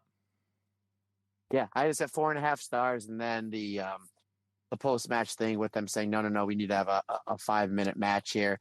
I thought that was just brilliant. It was lovely. Again, a great way to send Utami out. Utami doing the proper thing of putting a lot of talent over and losing nothing, which is just the genius of Utami. She doesn't lose anything, and is the flag bearer and probably the proper ace of Marigold Wrestling, moving forward, from their first show on. But great, a really solid show. Had some really cool post-match angles, but those last 3 matches, that hard-hitting 4-way, ALK versus Eye Contact, and then Aphrodite versus Micah and Saya Iida, I thought the 3 of those matches were well worth my money alone. And then them properly sending Utami out, and then just a big congratulations for everything that she's done. Her and Giulia. I mean, we can't disregard Giulia. Her and Giulia, everything the 2 of them have done for Stardom. We basically current day Stardom, is really built on their backs, as long as, with Mayu and Shuri as well. I think you made mention on this podcast of like a year and a half ago that the 4 pillars of current day Stardom are Shuri, Mayu, Giulia, and Utami. And the 2 of them leaving, it's obviously going to put a hole in Stardom's roster. But at the same time, you have Saya Kamatani. You're clearly pushing Saya Iida. The way that the new brass of Stardom has been booking for the last 3 months, they did this with a clear purpose. Again, not only to have Saya Iida get the win, a clear definitive win. It wasn't a fluke roll-up or anything like that. She gets a win over Utami in a pay-per-view in the main event of Korakuen Hall. It's clearly done with the purpose, and I would be shocked if this does. Will she win the white belt or red belt? Maybe, probably not. But will she challenge a Soriano or Micah somewhere down the road? I think it's a very good possibility, considering the fact that we're getting championship matches on non-pay-per-views, and we're doing more live streaming to Stardom World to try to build up, Stardom World, get more subscribers. I would not be shocked if between now and sometime in the fall we see Saya Iida challenge for either the Wonder Belt or the World Belt, and they'll put it on Stardom World just on the subscription fee, which I think would be genius, absolute genius to do that and sell a lot of new subscriptions. Yeah, agreed. Let's move on then from the show. Again, we've got a show from the 13th and a show from the 14th that aren't up on Stardom World at the moment. However, there was Stardom participation in other events around the globe. So we'll start with Windy City Riot. Was on the 12th of April from the Wind Trust Arena. We had a show on the kickoff and we had a show on, a match on the main card. We start with the tag match that was part of the kickoff with Alex Windsor and Trish Adora defeating Mina Shirakawa and Viva Van in 7 minutes and 3 seconds. Alex Windsor pinning Viva Van with the GTF in 7 minutes and 3 seconds. Matt, not a great deal of time for Mina Shirakawa to get over with the crowd. However, when her music hit, huge reaction from the Chicago crowd. Not much time for her to get over, but brother, she got over. Again, really the music, did. people knew People knew who she was. She maximized every second she had. And again, not only is it only 7 minutes, but it's 7 minutes where you have 3 other wrestlers. And the main thing was to get Alex Windsor over because she's the next challenger for Steph Vacker's New Japan Strong Championship. So obviously Mina knew her role, but she also knew that she didn't have just 7 minutes. That's just bell to bell. Mina Shirakawa is somebody that gets curtain to curtain and understands how to get over curtain to curtain. Again, if you listen to this podcast, you know as soon as Mina's music hits or she cuts the curtain, she just draws attention to the camera and everybody in the building. She's so genius at working the dance and just sucking everybody in and just the way that she pulls everybody in. And again, we had 2 meet and greets with Mina Shirakawa in Philadelphia, and she's so gracious to the fans. And she's just somebody that just commands. So I mean, doing much, but she does, obviously do quite a bit. So she's just so fantastic the way she's able to pull people in just with her whole Mina Shirakawa gimmick. Again, Mina Shirakawa knows how to be Mina Shirakawa. I thought the match was fine. I thought everything Mina did in the ring, it made sense. I thought everything she maximized every second in the ring as well. But again, 7 minutes to tell your story. Was able to do what it needed to do. Again, the main purpose of this match was for Alex Windsor to get a win to build her up towards her championship match coming up here in just about a month's time or so. But again, it's a Stardom podcast. The one Stardom wrestler in this match I thought was the MVP. Again, not only bell to bell, but curtain to curtain. Yeah, agreed. I know that the obviously the main point of the match was to get over Alex Windsor, and rightly so. Alex Windsor's great, but Mina did the most with the time she was allotted, which is all you can ask, really. And obviously, she did make an appearance on Dynamite as well on the Wednesday, where she came to the rescue of Mariah May, who was being beaten up by Anna Jay post-match, and they then shared a kiss, which very, very briefly broke the internet. We then had on Windy City Riot again, we then had the second match on the main card, which was Steph Vacker's first defense of the New Japan Strong Women's Championship. She would defend the belt successfully, defeating Azumi in 10 minutes and 50 seconds with the package shoulder breaker, which is a great move, looks absolutely brutal. Matt, what did you think about Azumi's performance, and what did you feel about Stephanie Vacker as the champion? Did the sort of the difference between an imperious champion Stephanie Vacker as opposed to the way she held herself as a challenger, do you think she suits being a champion more, and did it work with the babyface Azumi? Yeah, it absolutely did. And I believe she has 2 other championships, because I know that after she beat Giulia, there was a lot of photos on social media that she's a Triple Crown champion. Forgive me for, I don't know what the other 2 championships are, but she comes off as a badass with the whole look, the whole mystique that she has. And she's a very, very hard hitter. We've seen how hard she hits in her matches with Mercedes, the one she had with Mayu. And then I think it worked even better here with Azumi, because Azumi is a smaller opponent. Mayu, as great as a seller she is, and as a sympathetic babyface as she is, Mayu's a little bit taller than Azumi. So here, getting over with the Chicago crowd, obviously Azumi's doing her high-speed stuff in the beginning. That's really popping. I think there was almost 6,000 people that were here in this building in Chicago. And again, a very rabid, a very passionate, very smart fan base in Chicago. So Azumi, it took her only maybe about a minute or 2 to warm up to the crowd, but where I think she really got the crowd is on the selling, because Steph Vacker is properly just beating up Azumi. It's really beating her down in the heat, and it's really starting to build the crowd up. And Azumi selling, we've never seen Azumi really sell like that before, but she leaned more on her selling in this match than her high speed stuff that we would see in a Stardom match, which is basically a little bit more of the American style, kind of slowing things down and kind of really progressing into the selling and what's going on in between the moves. So we saw Azumi. I thought her selling here was the best it's ever been. I thought it was great. Was able to really get the crowd where it needed to be. And then when it was time to flip the switch where Azumi to make her comeback, I thought it was perfect. Azumi has really great forearms. She has really great head kicks. Some really good stuff here. And I really liked how her comeback with the Fujiwara armbar, and then Steph Vacker tries for the headbutts. Eventually, though, Azumi does the super armbar takedown off the top rope into the crossface. Steph Vacker is able to get to the ropes. However, then Azumi is able to do a superplex and then hits that insane double stomp that really popped the crowd for a 2.9. She quickly goes for the La Mystica into Azumi Sushi for a 2 count. Once Steph Vacker kicks out, Azumi does what Gorilla Monsoon says. She goes to the well once too often. She goes for the La Mystica again. However, that gets countered into the package pile driver shoulder breaker.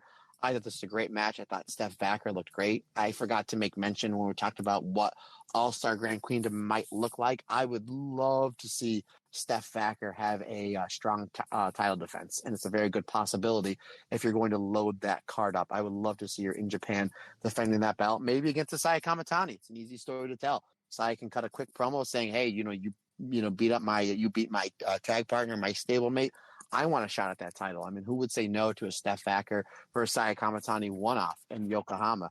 I thought the match was great. I gave it 4.25 stars. I'm glad that it got the time it did.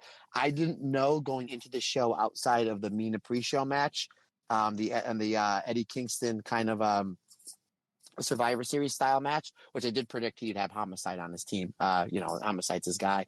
And the main event, I didn't know what was on this match. And then I started watching it live and I'm like, there's like 9 or 10 matches on this card. And I kind of looked over at Amber. I said, I think assuming Steph Backer is going to not get a lot of time. I think they're going to suffer.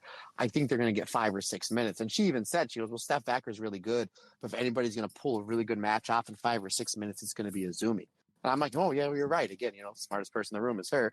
But the fact that it went double the time that I thought it was going to in about 11 minutes, I thought that was good. And it got time to tell their story.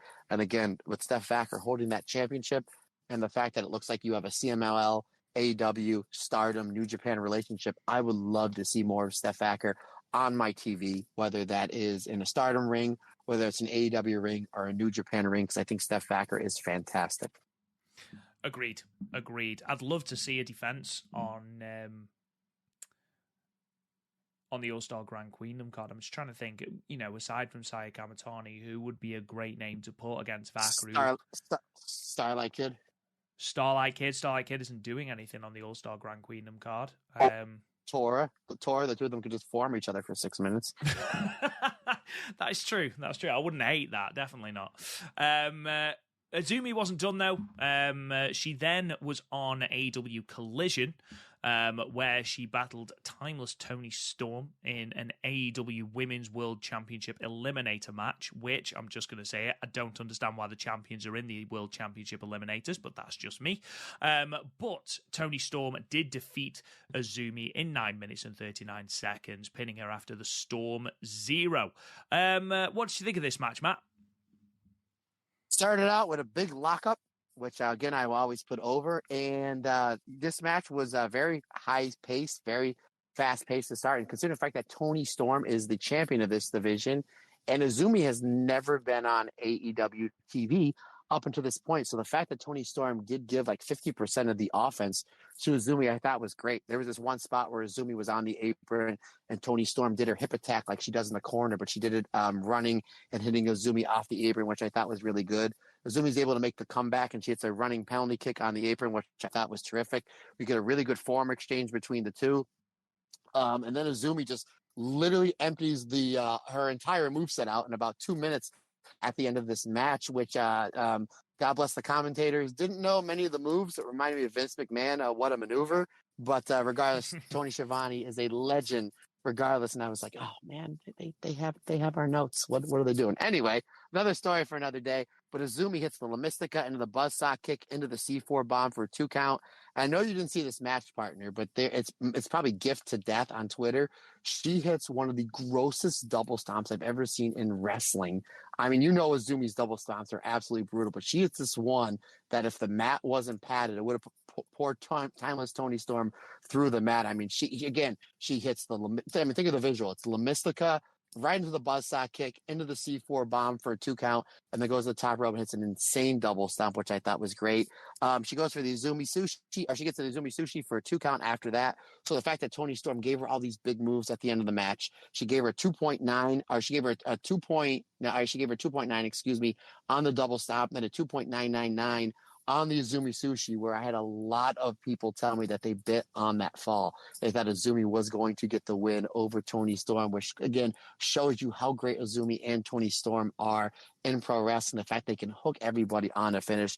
But ultimately, it is the hip attack and the German suplex, and then the Storm Zero, that spike pile driver or that snap pile driver that Toni Storm does, that ended the match for Azumi. But considering the fact that this wasn't in a Philadelphia or New York or Chicago, the fact that Azumi, the first minute or two of the match, people didn't know really who she was and were kind of quiet and were kind of more popping for Toni Storm. But by the end of the match, everybody was chanting Azumi, Azumi, very much like they did in Philly for Spark Joshi and for the Stardom show.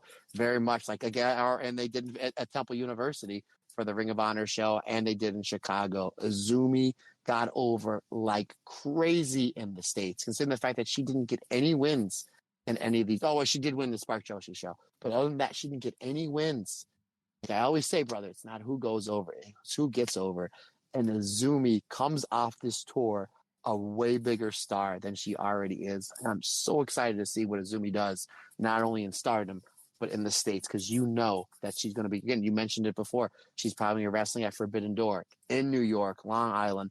That crowd is going to be molten hot for Azumi, and I cannot wait because she has absolutely earned every single accolade that she's worked for. 100%. Could not agree more. And just before we move on to the announcements of those two cards this weekend in Kobe and in Osaka, there's one more match that we need to talk about, and that is from the New Japan Wrestling World 2024 in Taiwan card from the 14th of April. And that saw Starlight Kid with the Spark Joshi Championship as well. It was really cool seeing the Spark Joshi Championship on the Korakuen Hall show and it's in Taiwan as well. Starlight Kid defeating Hanako in 11 minutes and 38 seconds with the Momo latch.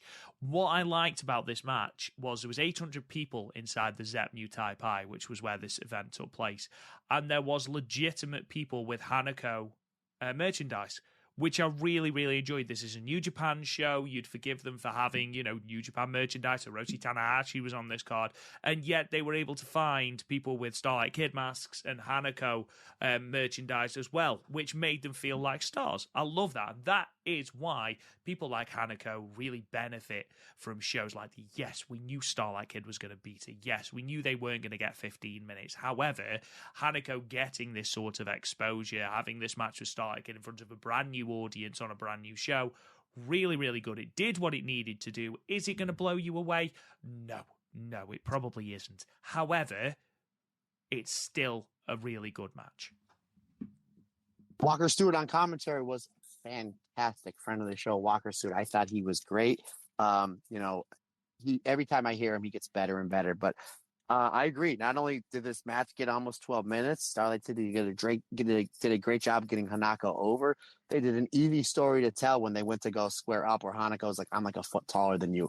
And Walker Stewart even said that. I think he even gave like the actual height and weight of both Starlight Kid and Hanako, which I thought was really cool story to tell. If you've never seen Stardom before, you know that this is a David versus Goliath story. And the match was very simple because it was Hanako really dominating Starlight Kid going to the Black Tiger leg crusher to kind of break down Hanako, to kind of make the match a little bit more even, going to the leg. And then I thought that's what the finish would have been, the way they were building it. But then she's able to shock her with the Momo latch, move that she uses from time to time to get wins. She beat Saya Kamatani in the 5-star Grand Prix back in 2022 with it. So, and Saya was the white belt champion. So, yeah, really, really good stuff here. I thought this Hanako looked great, and I think Starlight Kid made her look even better. I thought this was a really great outing, and the fact the two of them got over with this New Japan crowd in a different country, I thought was terrific. So, kudos to everybody. And obviously, the biggest kudos to AEW for, giving the shine to Azumi and Mina as well. So, again, a lot of exciting things going on in the world of Stardom, outside of the Stardom realm.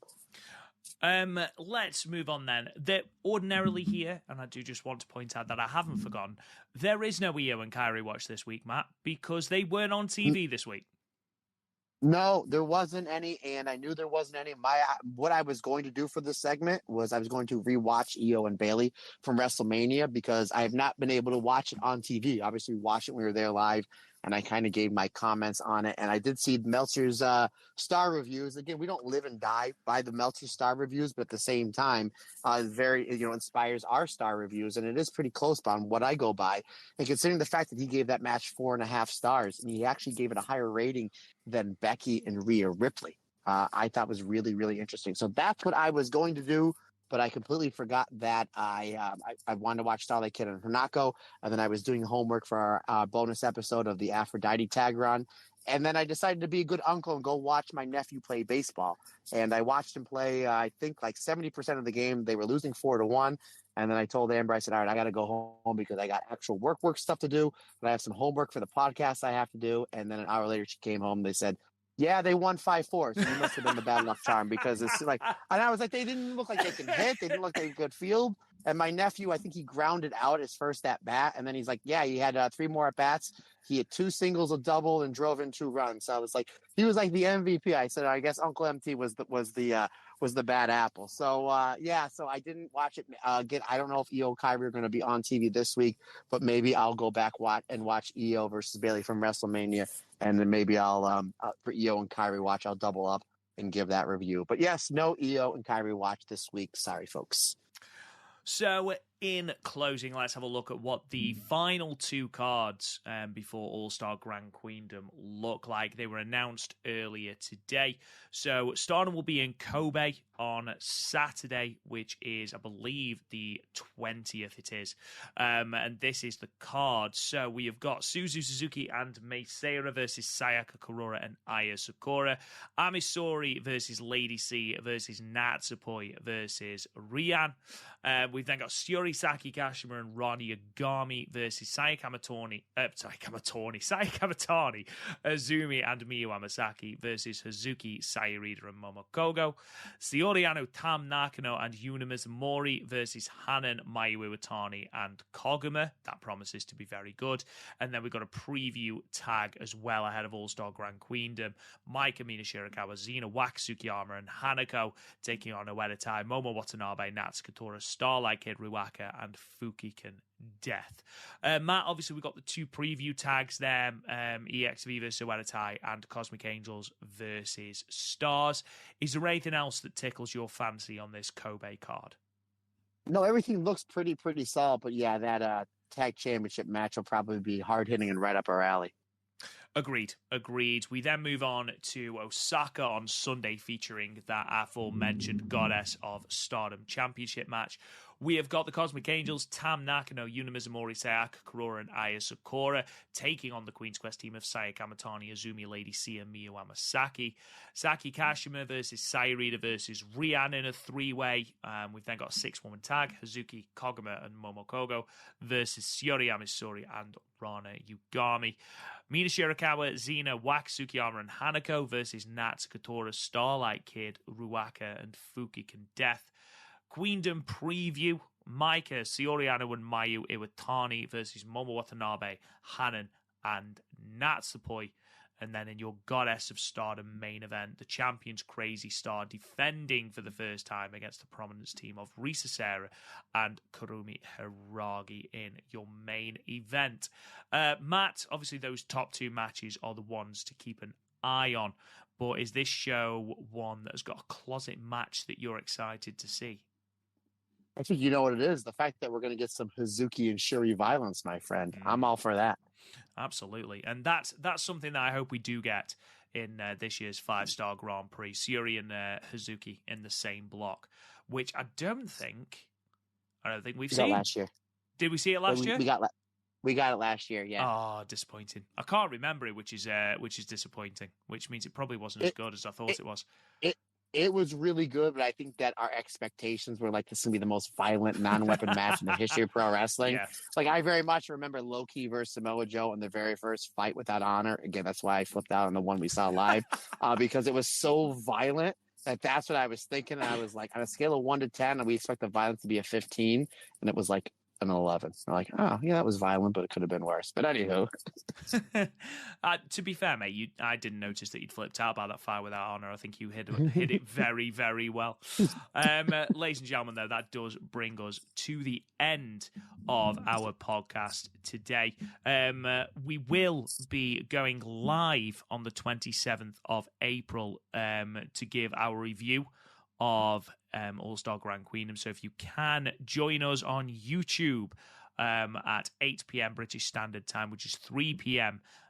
Eastern Standard Time. Again, card subject to change, but that's when we are planning on going live to talk about All-Star Grand Queendom. Come and join us. Our preview will be up next week as well. Obviously, we will be keeping up to date with all of the updates regarding Marigold, as well as everything heading into what will be a packed May with the Golden Week tour. In the meantime, thank you so much for listening. We really do appreciate every single one of you, whether you're listening on the free feed, whether you're a Patreon, or whether you're just a supporter of the podcast. We cannot do this without you. Thank you so much. Subscribe wherever you get your podcasts. If you would leave us a 5-star review and a comment, that would massively help us out, helps us be exposed to more people. Over 300 reviews, I believe, on Apple Podcasts now, which is absolutely wild. Thank you so much to all of you for that. You can check us out at the Stardom Cast on social media. You can also check out the website, www.thestardomcast.com. There will be some updates regarding the website as we get it ready to cover both Stardom and Marigold as well. You can check out the Patreon, patreon.com/the Stardom Cast. You can talk to me on Twitter if you so wish at Real Rob Goodwin. Matt Turner, sign us off. Good sir. Absolutely, folks. Questions, comments, anything that I can do for you, any suggestions you have for the Patreon, let me know. Matt Turner OF on the Instagram and or the Twitter is the best way to get a hold of me. You can shoot me an email as well. The StardomCast22@gmail.com is the best way to get a hold of me via the old-fashioned email. Folks, Rob said it before. We say it again at the end of every episode. It blows us away by all the support we are shown on a daily basis. It really means the world to us. Whether you leave us a 5-star review, whether you leave us a comment, whether you say something nice to us on the social medias, or whether you just listen to the podcast, it really means the world to us because, like I always say, it's just not my podcast. It's our podcast because we're all together. Everybody's different. Everybody's special.